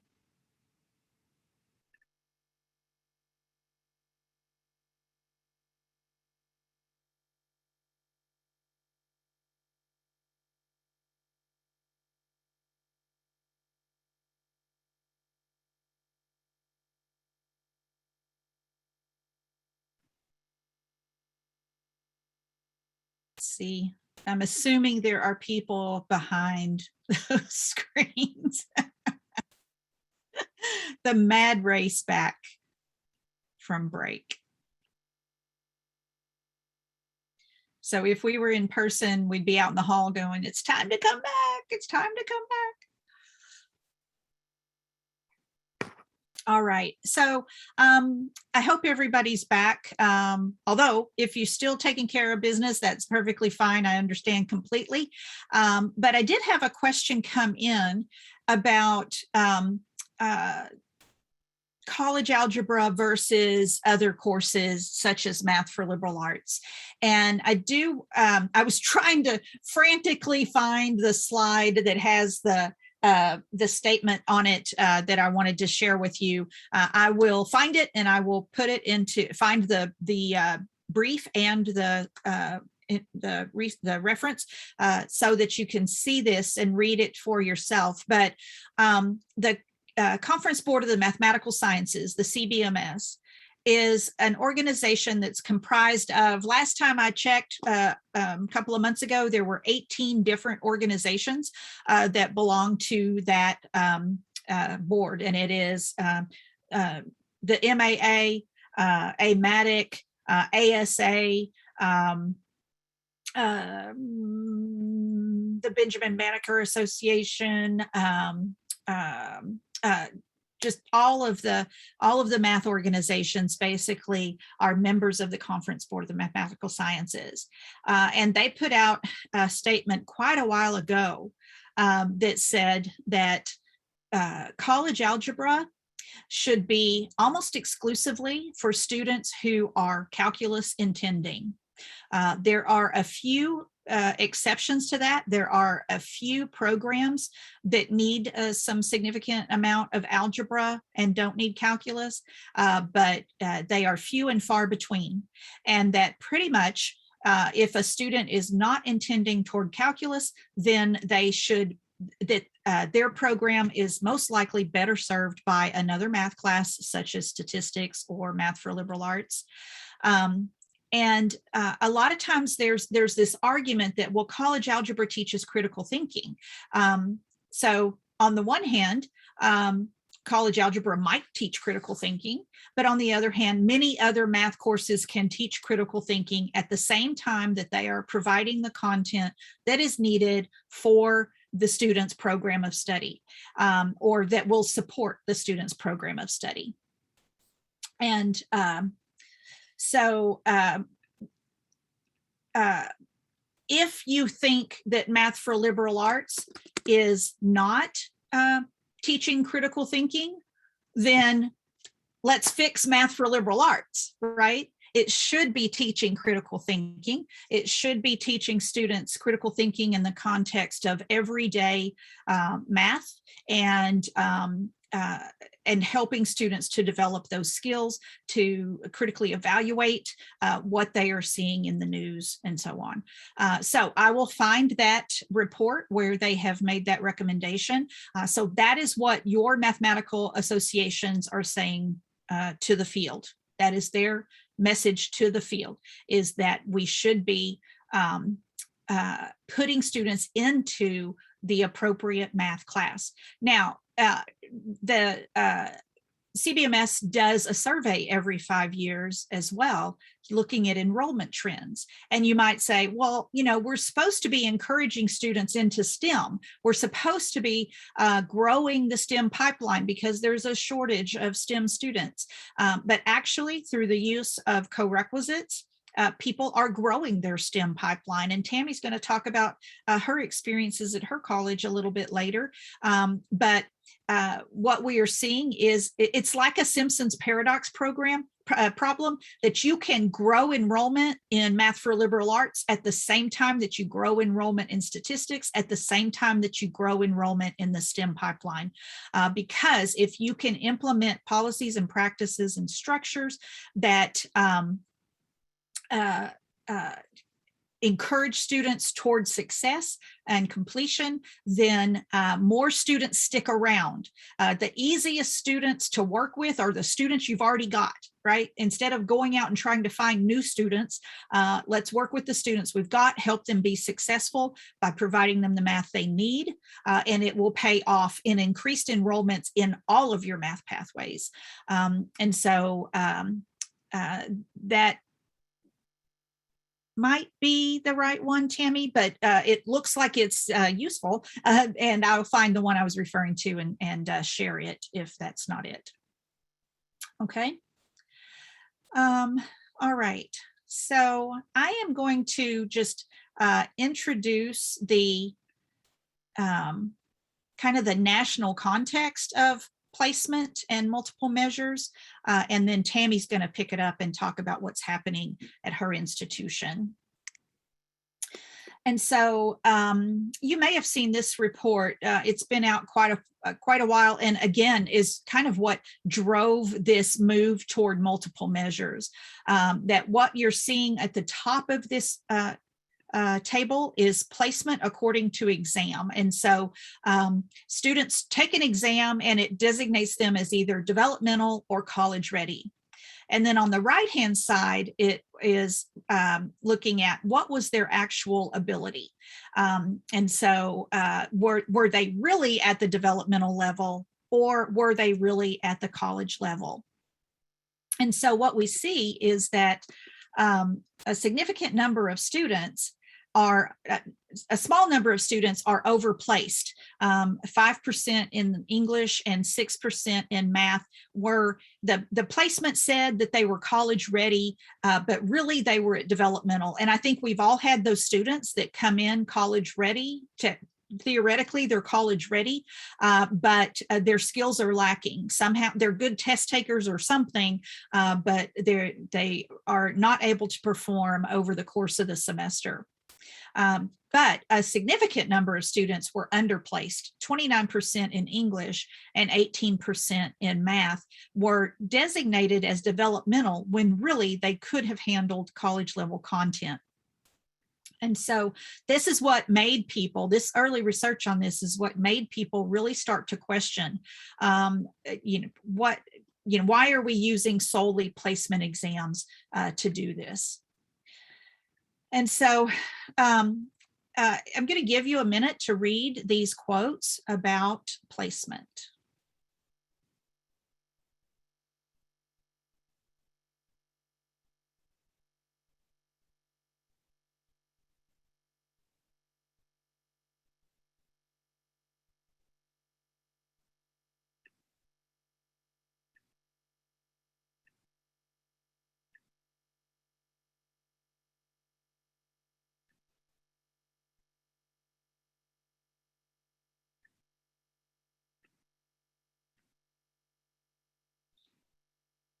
Okay, so I wonder who said these things. The College Board said this about the AccuPlacer.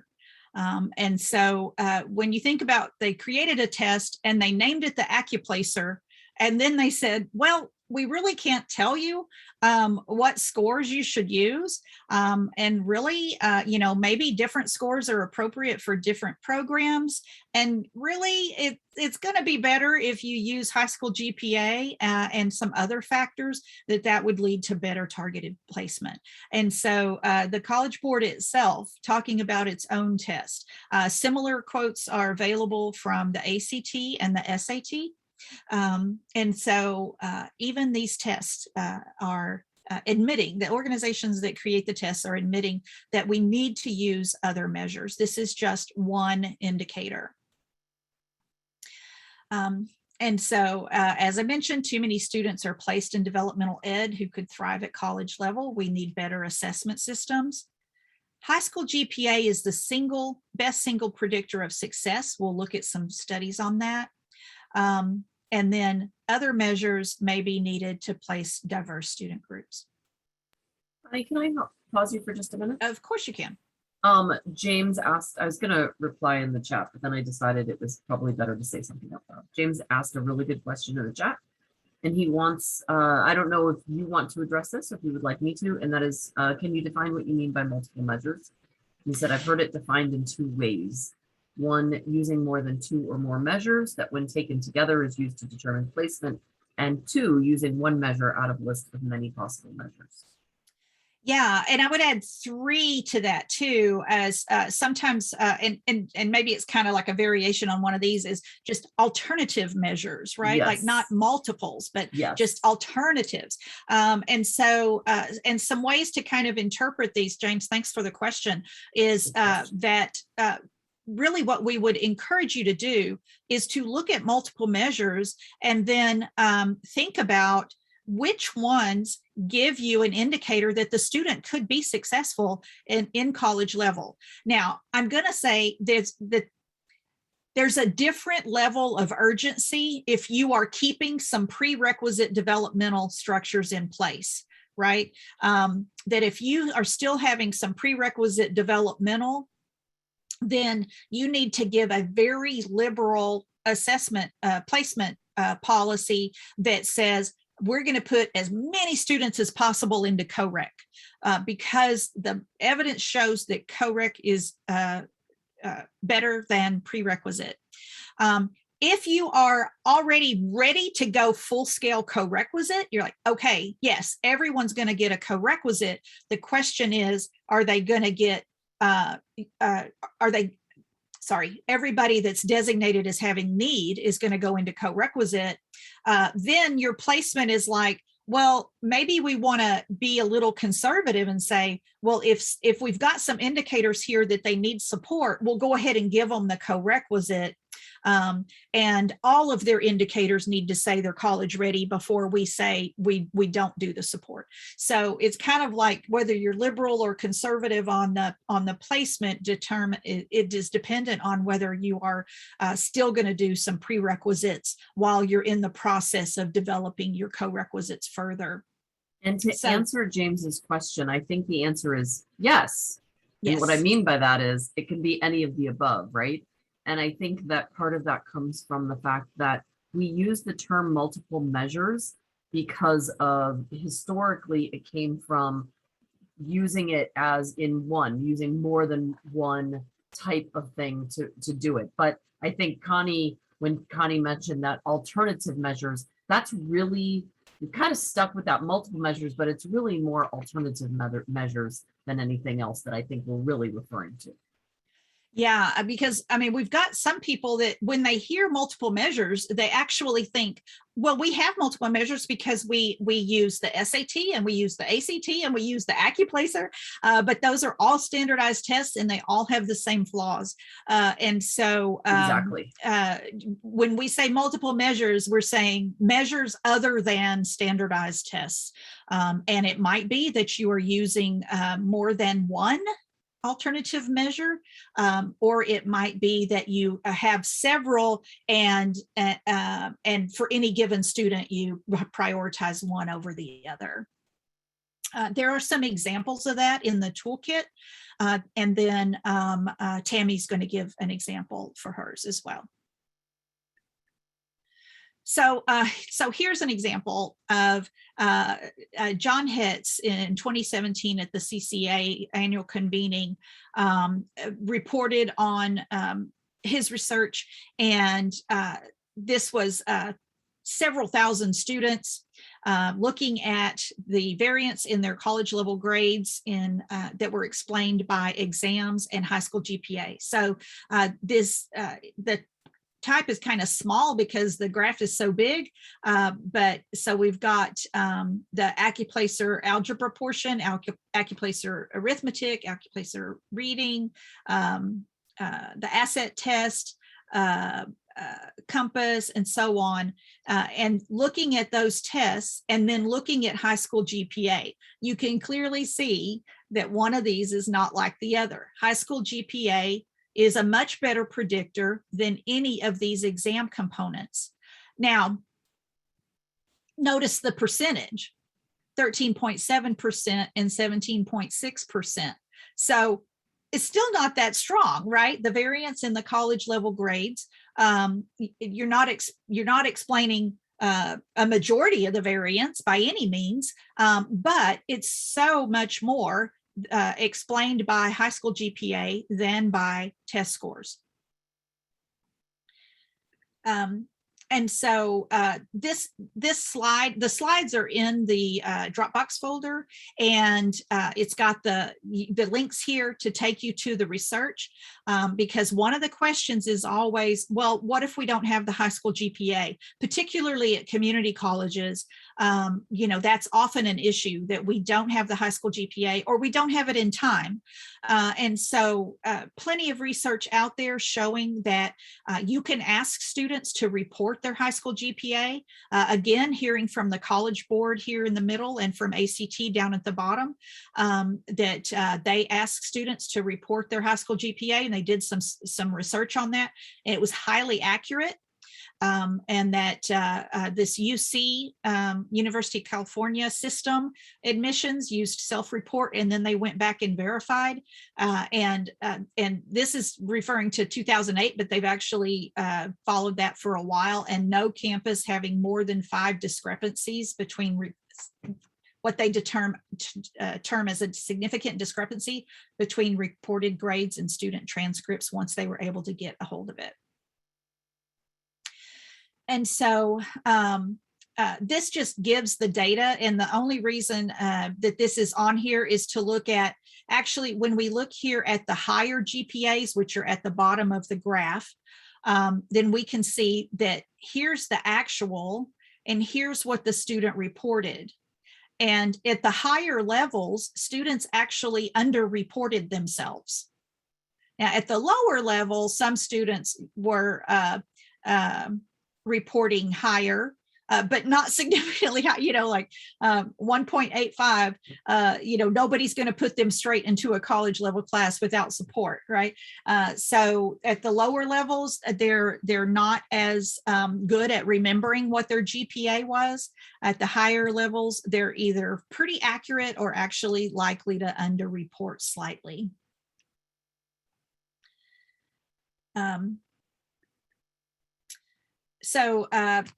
If you've been in the previous meetings, you've seen this Tennessee data.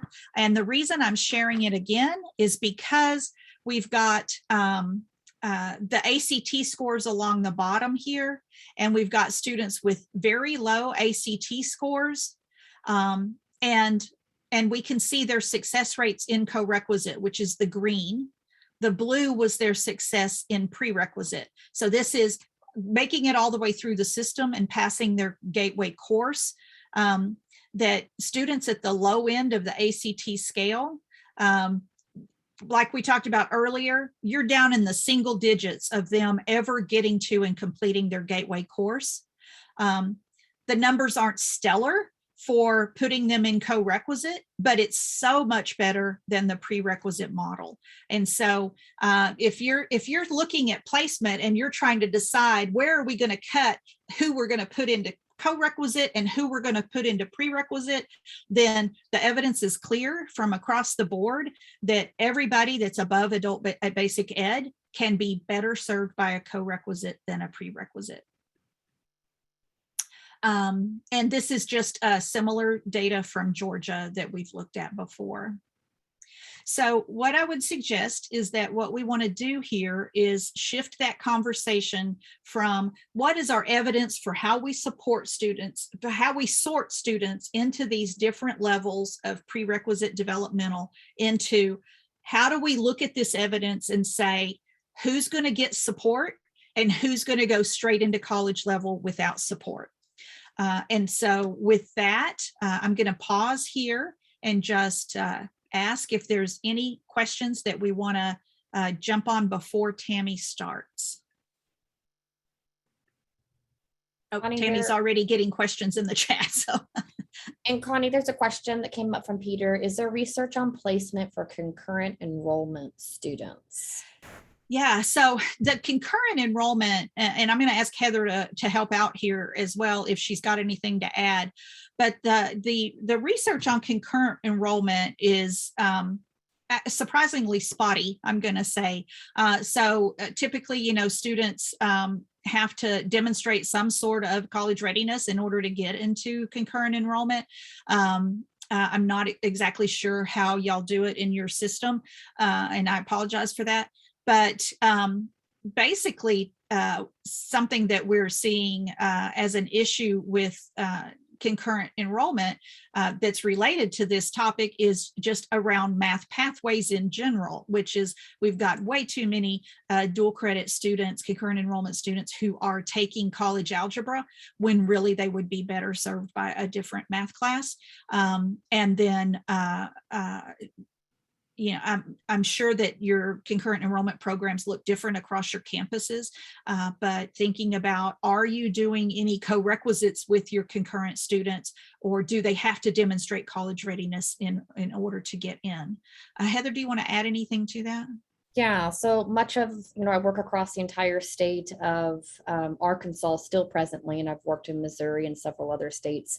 Much of the opportunity for placement for concurrent enrolled students is basically, a sole assessment. So that may be in Texas, it's a Texas Success Initiative assessment, so the TSIA.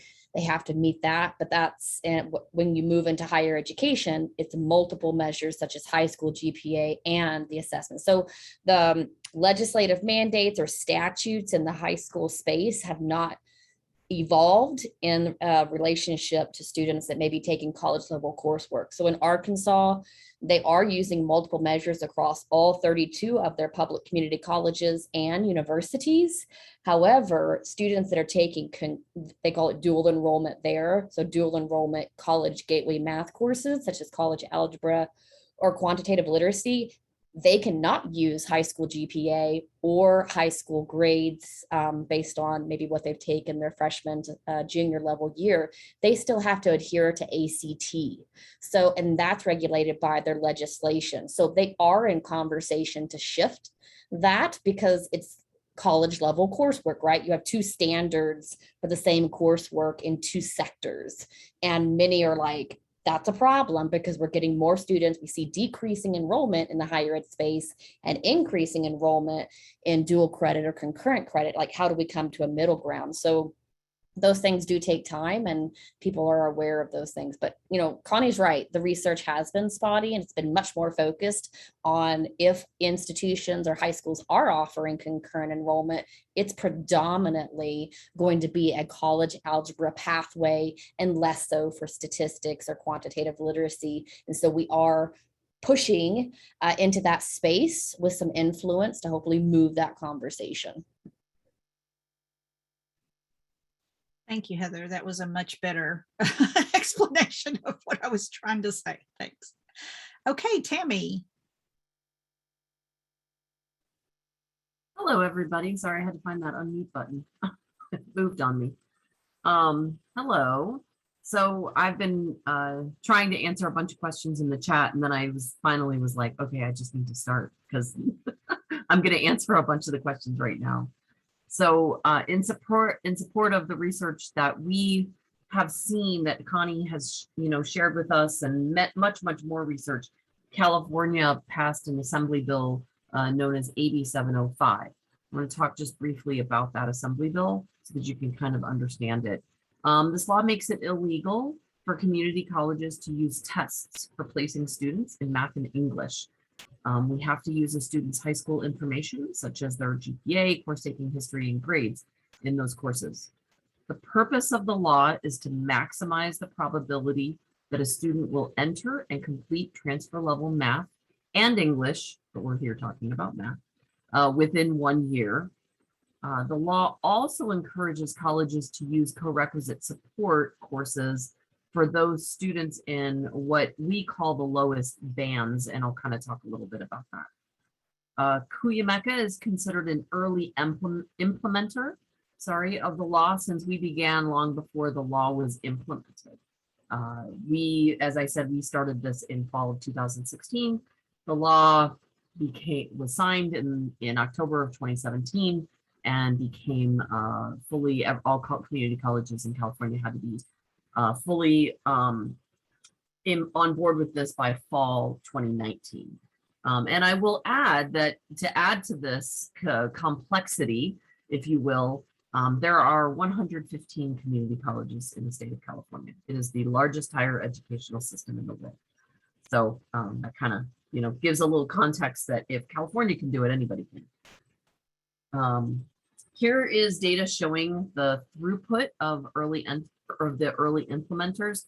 Throughput is a term that we use in California as one of our main ways of looking at data, and it is the rate at which a student completes a transfer level math class. In this particular case, it is looking at within 1 year. So that's what this particular data is looking at. You can see Co-Req, right? We were 17% before transformation and 69% after, and even those, right, that were maybe a little bit better, they still went from 30% like Victor Valley to 48%, right? So And these were early. This was early data. Victor Valley, for instance, is doing their data is much better now. So something to keep in mind. Making the change was time consuming and took a lot of energy, as I'm sure you all can attest to, but was well worth it. I would not go back. So we want to talk a little bit about what those changes are. So as we began this work, we developed a philosophy. This philosophy has evolved over the last several years though, right? It's not the same philosophy that it was when we first started. And as we continue to receive training in being more equity minded in particular, this philosophy has changed. Our current philosophy, as you see, has three main parts to it. First, we need to recognize the work our students did in high school with regards to course placement, right? 4 years of work is essential to recognizing and respecting the work that our high school educators are putting into helping their students succeed. Instead of placing students into several remedial courses, we need to put them directly in transfer level courses with co-requisite support. So that was one of our main philosophies. That one really hasn't changed. And last, we need to teach with what we call a brains-on activities approach using a collaborative, community-oriented environment. That has been more difficult in an online environment, but I am proud to say that we have really worked hard on this, and I think we have done a good job at making that even work there. I'm not going to really talk a whole lot about that last one, because I could talk about that for a whole day, right? So I'm really here to talk more about number 1 and number 2. So I want to start with when we look at the slide by what I mean by BSTEM and SLAM. So BSTEM stands for business plus STEM. And the classes here are for students that are intending to major in these fields.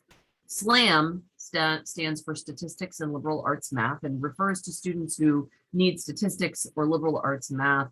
Ours is, for instance, called quantitative reasoning, right? It's all, again, based on their intended plan of study, their intended major. And this chart right here shows how our students are placed based on the information that they self-report. Now, I'm going to be showing you how the student gets us this information, but you will also notice that a student is placed solely on their high school GPA and course taking history. We do not use any tests, right? As I said, that is it. We're not allowed to. And we went above the bands, if you will. This is kind of an example of what they mean by the bands, but we actually went a little bit more liberal in the bands because we place students directly into calculus as well, based on how they report their information. So you'll see that, we ask students what they've completed. And I put Algebra 2 here.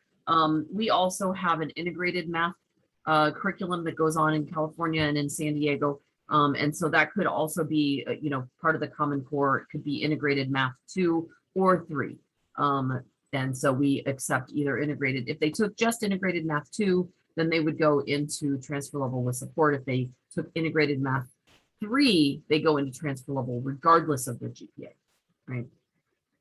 So, and then of course, if they're majoring and need something in SLAM, then it is based only on GPA. There is no course taking history that we use at all for this one. And one of the important things that I think is important to recognize is any student can choose to take a course with support, regardless. So if a student places in a transfer level course and they don't need support, they are allowed to take the course with support, right? That is something that they are allowed to choose on their own. Ryan? Yeah, and I might have missed this at some point, but this is great for students coming straight in from high school. At what point does their high school course load become irrelevant as with the time they've not been in school anymore? That's a great question. At the age of 21, is this still relevant? 25, 35? There's actually been some research around that in California, particularly looking at whether or not time has any indicator. And so far, time has not found to be any indicator of whether or not we should change this. There is a little bit of a drop off, slight in the time as you look at if it goes into that 5-year mark. But actually, if you go even further, the graph goes back up, so that the longer a student tends to be away, the more likely they are to be successful. And part of that has to do with motivation. We know motivation is one of the biggest indicators of success in college in general. And the longer a student has been away from school, sometimes often the more motivated they are. I know as a teacher, I found that, right? My older students are the most motivated of students in my classes. Okay. So we have not found that to be the case. And so therefore we do not at all at Cuyamaca look at how long it's been. And in California, that is not something that we look at. On that question, I'll address briefly. We also do some work with our students who went to high school in other countries. Where Cuyamaca is, we have the second largest population of Middle Eastern immigrants. And so we have a lot of students that that have come from the Middle East and took high school right in the Middle East somewhere. And so we work with those students on a more one-on-one basis. They still answer the questions, but we work with them on how to answer the questions before they answer them. And I'm going to talk a little bit more about that. So I hope that answered your question, Ryan. Did. Thank you very much. Yeah, of course. Absolutely. So at Cuyamaca, we had to look at how we could redesign this placement process to make sure that it was going to work, right? And so what we did was we put our placement up, what we call a placement questionnaire in the student portal. So once the student applies to the college, they have access to this portal within 24 hours and can begin the matriculation process, which includes taking the questionnaire. So when the student clicks on the link in the portal, which in our case it says step 2 placement questionnaire, right? It doesn't matter what it says, but that's what it says. An information page opens up explaining several of the questions they're about to ask. In addition, it gives them information on where to get help if they're unsure how to answer any of the questions. So this comes from actually, this is our second iteration. Our first iteration was it took them straight to the questionnaire, but we found that a lot of students just answered the questions even if they didn't have the right information, right? They would just answer it and they'd say NA, not applicable, or I don't know. So they wouldn't answer the question really because they didn't know the answer to the question.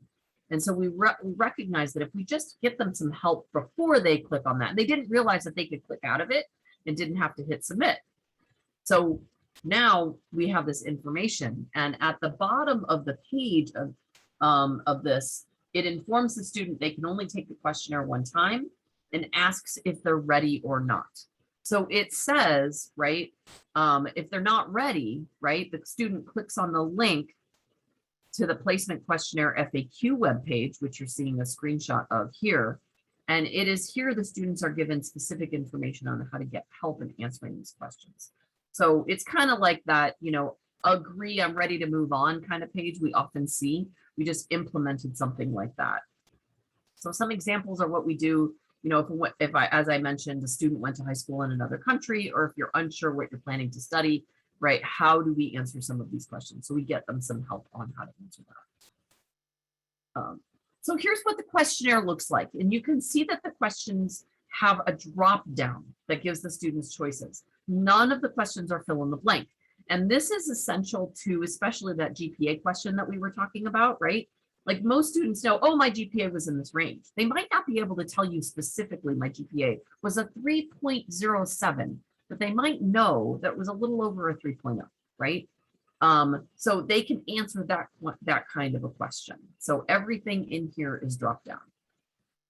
And you'll notice that question number 7 is the most important for math in particular. And one of the things that Connie was talking about with regards to math pathways, it asks the student what they are planning to study, right? And it is used in giving the student then what specific course they should take based on what it is that they're planning to study. And in every case, if they are placed into the transfer level course without support, it will tell them exactly what Connie said. You can take it with support or without. It actually just will list it, right? Like statistics with support versus statistics by itself. And the student can then choose. I'm yes. sorry to interrupt, and I'm sorry if you've already answered this and I somehow missed it. Do students have to take this questionnaire? Are they allowed to skip it? They actually can skip it if they are just going to take statistics with support or quantitative reasoning with support, because those are open access courses. If they want to take anything else or want to take a course without support, they must do the questionnaire. Okay, so they don't want support, they have to take it. Yes. Thank you. That's Yeah, good. absolutely. All right, and here's an example of a student's results. You can see that this student is placed directly into English composition, right? And Calculus 1, based on their high school information and what they're studying. In the background, the student is placed into all the other courses, right? And a counselor or advisor, in California, we call our advisors counselors, can access a report for any student that has changed their major and isn't sure if the course listed is still appropriate, right? So I went from biology to chemistry. Is this the right course still? I went from psychology to social work. Is it still the right course? I went from psychology to STEM, right, to biology. What do I need to do, and where am I placed based on how I answered these questions? The counselor or an advisor goes in, looks at this report, and can get that information. In addition, there's additional information on this page that the student receives that can always access in their portal when they open their placement results, because they always have access then to their placement results. And this gives them information on where to go if they have additional questions or feel their placement is incorrect or, needs to change. Maybe they did this as a high school student and 2 years later they're now graduated, right? And they need to change it because now they've taken more math and they can't do this again. So that's kind of where we are at this point. One of the things that the student does is often the student will contact me directly as the department chair or the English department chair, and they will say, hey, I was placed in this class with support. I'd really like to take it without support. Do you think I'd be okay? And they'll ask me specific questions. And on our placement website, it actually directs students to get those questions answered by me. So I get questions like that all the time, and then work directly with the students. So there are many challenges that we face when we let all students into transfer level courses. I'm going to talk about just a few of them. When you use these placement strategies, right, transfer level courses will include more first-time college students, as well as students who need more guidance and support than transfer level faculty may be used to providing, right? And we kind of talked a little bit about that earlier today in our workshop, but that's something to really keep in mind.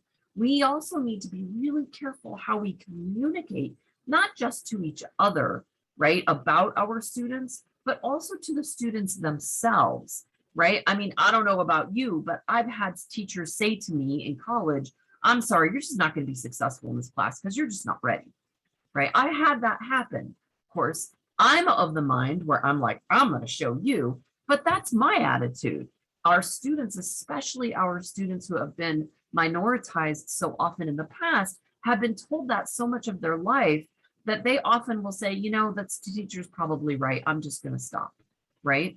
And so we really need to be careful. And I'm not saying that any of you would say that, because I really don't think you would. If you're in this workshop today, probably wouldn't say that, but we've all probably had that experience. And sometimes we'll say things without really even realizing it. I am guilty of saying this, for instance. Oh, you should have already learned that in your previous class, right? I am sure we've all said that at some point without realizing what that really is implicating to our students, right? So we need to, we just need to be careful.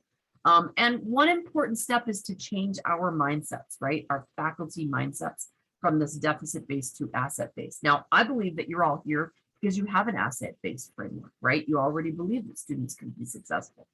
And so that's why you're here today. And I think that that's great. So how do you then, one of the things you need to do is really convince your other faculty that aren't here that they do. We must listen to and use the student experience rather than these one-size-fits-all tests, right? Connie did a lot of talking about that. There are implications that change or I should say, these are implications that change the trajectory of our students' lives. We use in our department this term, placement is often destiny, right? And so we need to be really careful because we know that the research has shown that to us. So how can we make that destiny the destiny that is best and right and at the highest, so we can make the social mobility for our students at the greatest that it can be. And this is especially for students who enter college without believing in their ability, right? Placement tests can cause confirmation of that negative self-belief. This particular quote that you see here is from this particular person was a part-time faculty at the time, is now actually full-time with us. He got hired a year and a half or 2 years after this quote was made. He was a part-time faculty who really struggled with believing in this. And after teaching in it and receiving some additional support and guidance from us as a department and as a college, really turned around. And now it has been a full supporter of this work. So let me show you some data. What has happened? What have we seen, right, after making these changes, which is probably what you're thinking now. Okay, well, great, but what have you seen happen? So our first year of implementation, the students were placed using their high school information, but they also had to take that placement test, which in our particular case was active placement. Now, I won't get into why they had to take that placement test. Our college didn't want them to, but we couldn't get rid of it. It's a long story. We'll get into it. It's political in nature. One of the good parts, if you're a researcher, is that we could tell where the students would have previously placed. So we could actually say, based on how they did an active placer, this is where they would have placed, but this is where we ended up putting them based on their high school information.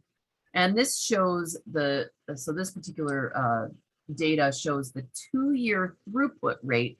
Remember that throughput rate is the rate at which they get through a college level or transfer level class, right? For all students who started math in fall 2013 and went on through the remedial pipeline, right? So we call it the pipeline of doom, compared to the 1-year throughput rate for students who took transfer level math with support.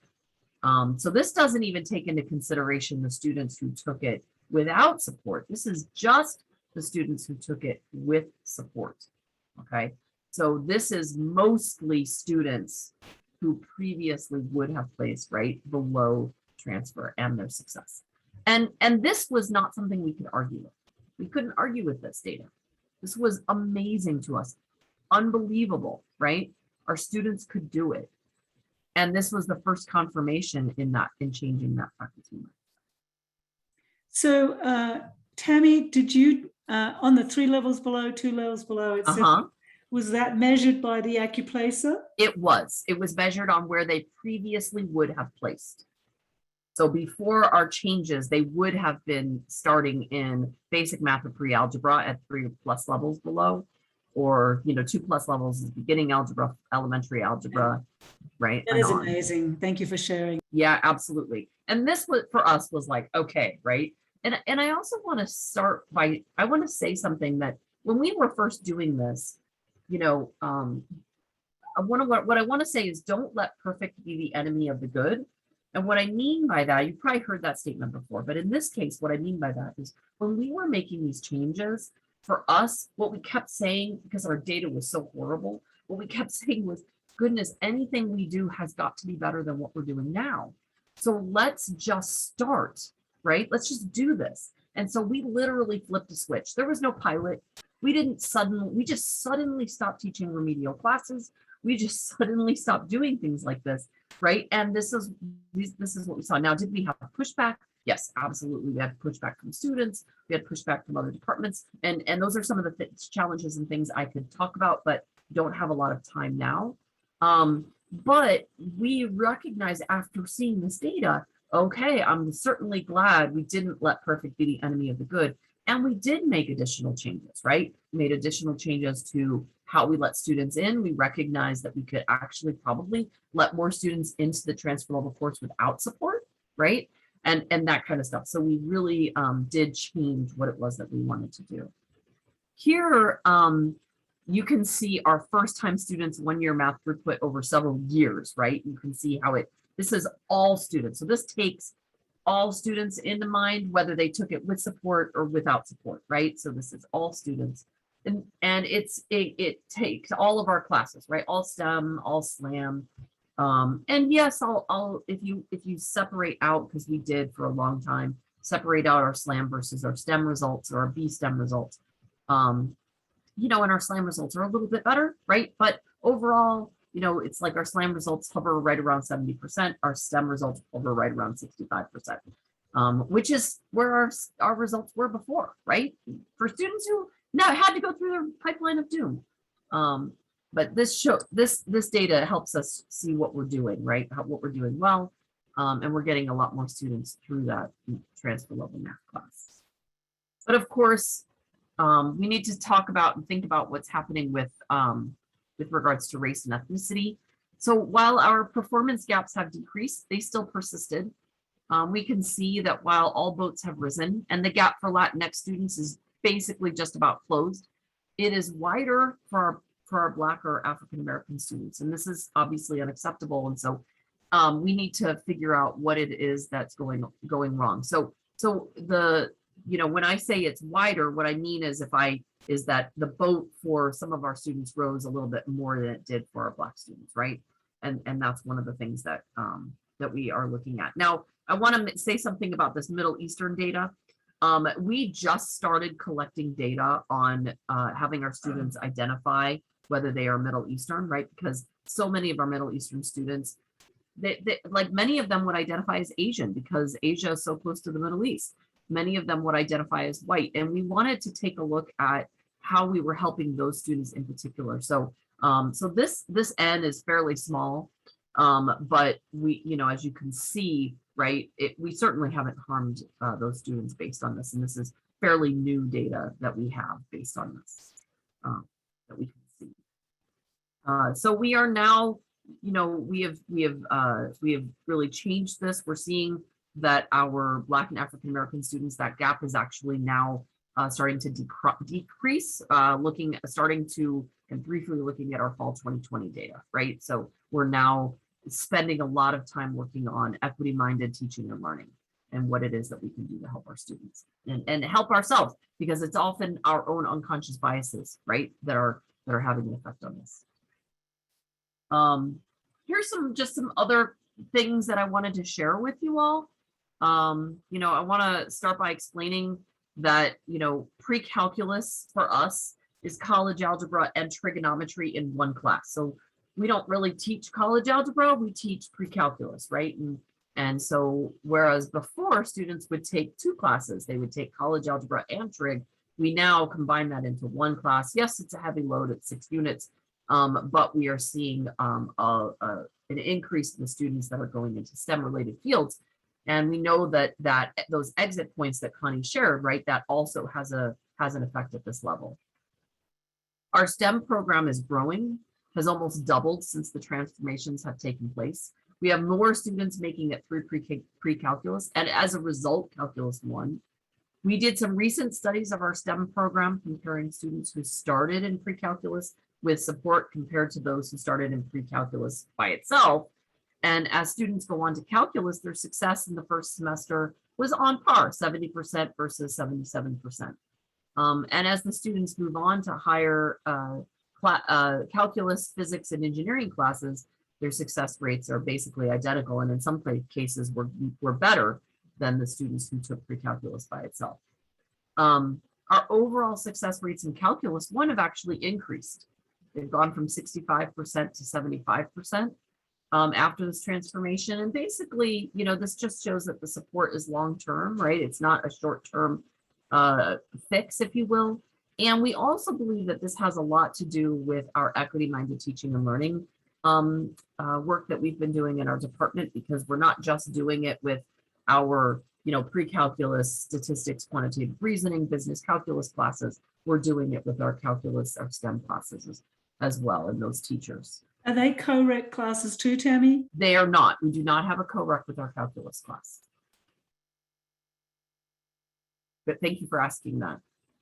In addition, enrollment in our STEM math classes is now representative of the college's student demographics. So it's really interesting that in the before we did this, if you look at our calculus classes, the students who identified as Black or African American were represented at about 1 to 1.5% of all students in our Calculus 1 classes. And now it's at 6%, which is identical to our student demographics at our college. Students at a college that identify as Black or African American is also at 6%. Our Latinx students have also increased. It was under, represented of our student population, and believe it or not, is now a little overrepresented of our student population. And our white students are fairly on par with our student population. So, and lastly, it's important to talk about statistics and quantitative reasoning or liberal arts math, whatever you call it, right? They have remained fairly steady, right, at around 70%, whether you take it with or without support. I teach quantitative reasoning with support and have seen incredible successes in that class for most students that, probably never would have seen success in a college level math class. And believe it or not, a lot of these students, at least in my experience, are students that are disabled or part of our DSPS, disabled student programs and services. Working a lot with our advisors in that program have come to really change mindsets with regards to where students should be, right? A lot of times students are like, well, I was on some special IEP and I, wasn't mainstreamed and took different math classes in high school. So I'm not sure how to take this, how to do this. And we work with those students and we put them still in transfer level with support and they're successful. So I think it's really important to talk about that. So we were going to put you in some groups, but we only have 6 minutes left.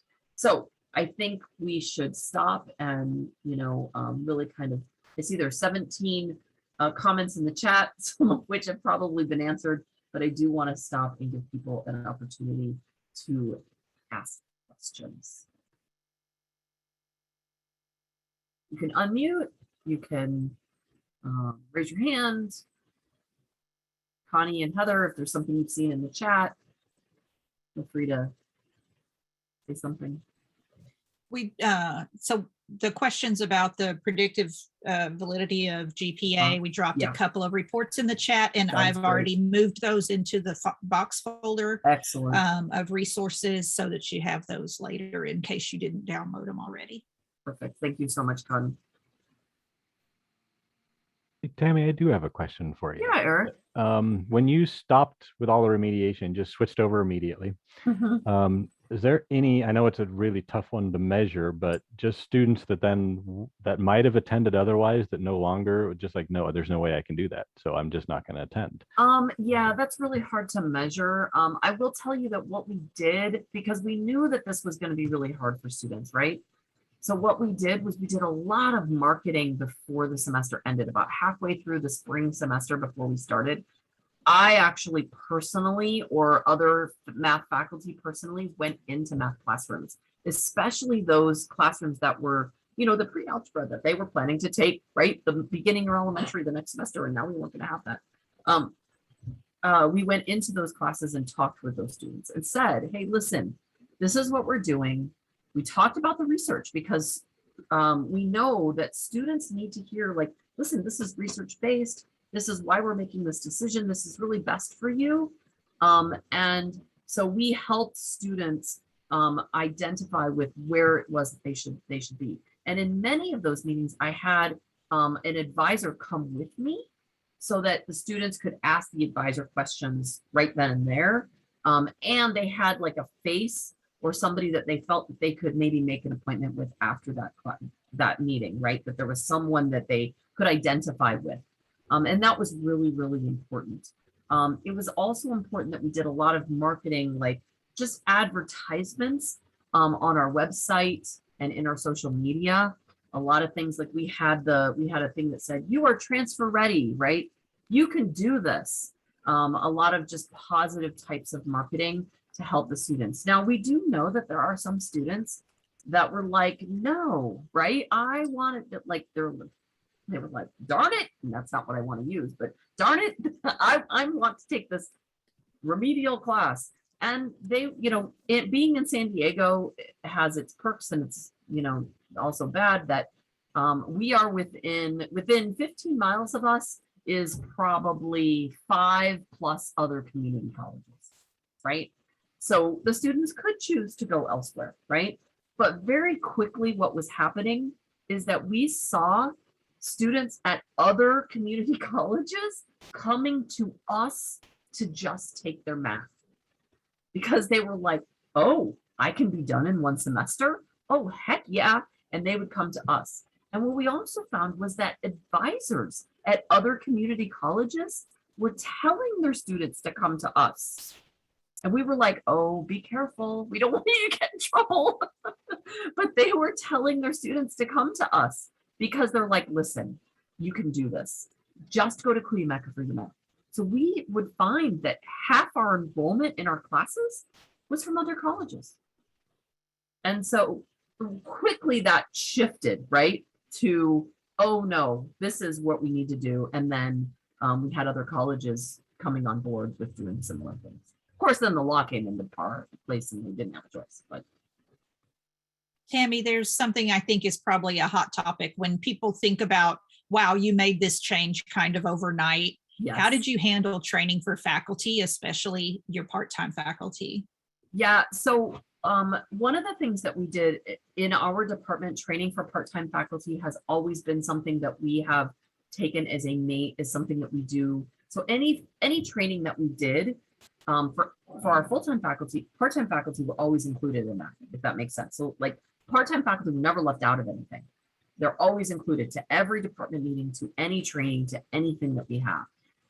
So we did some specific targeted training to all of our faculty, full-time and part-time, helping them get out all of the, like, we had one meeting where we're like, okay, get it all out. What are all the bad things that can happen, right? And literally had them just list a bunch of stuff on the board, right? But we had them read something in advance and we're like, okay, so take that reading that you did and how much of what you read, these different strategies can help some of these different things. And there were just a few things that they felt maybe they wouldn't be addressed. So we're like, okay, so let's talk about how to address those things that wasn't there. So we did a lot of the training ourselves. In addition, we did have a grant. We were very lucky and blessed to have a grant where we were able to send faculty to workshops, right, across the state, across the nation.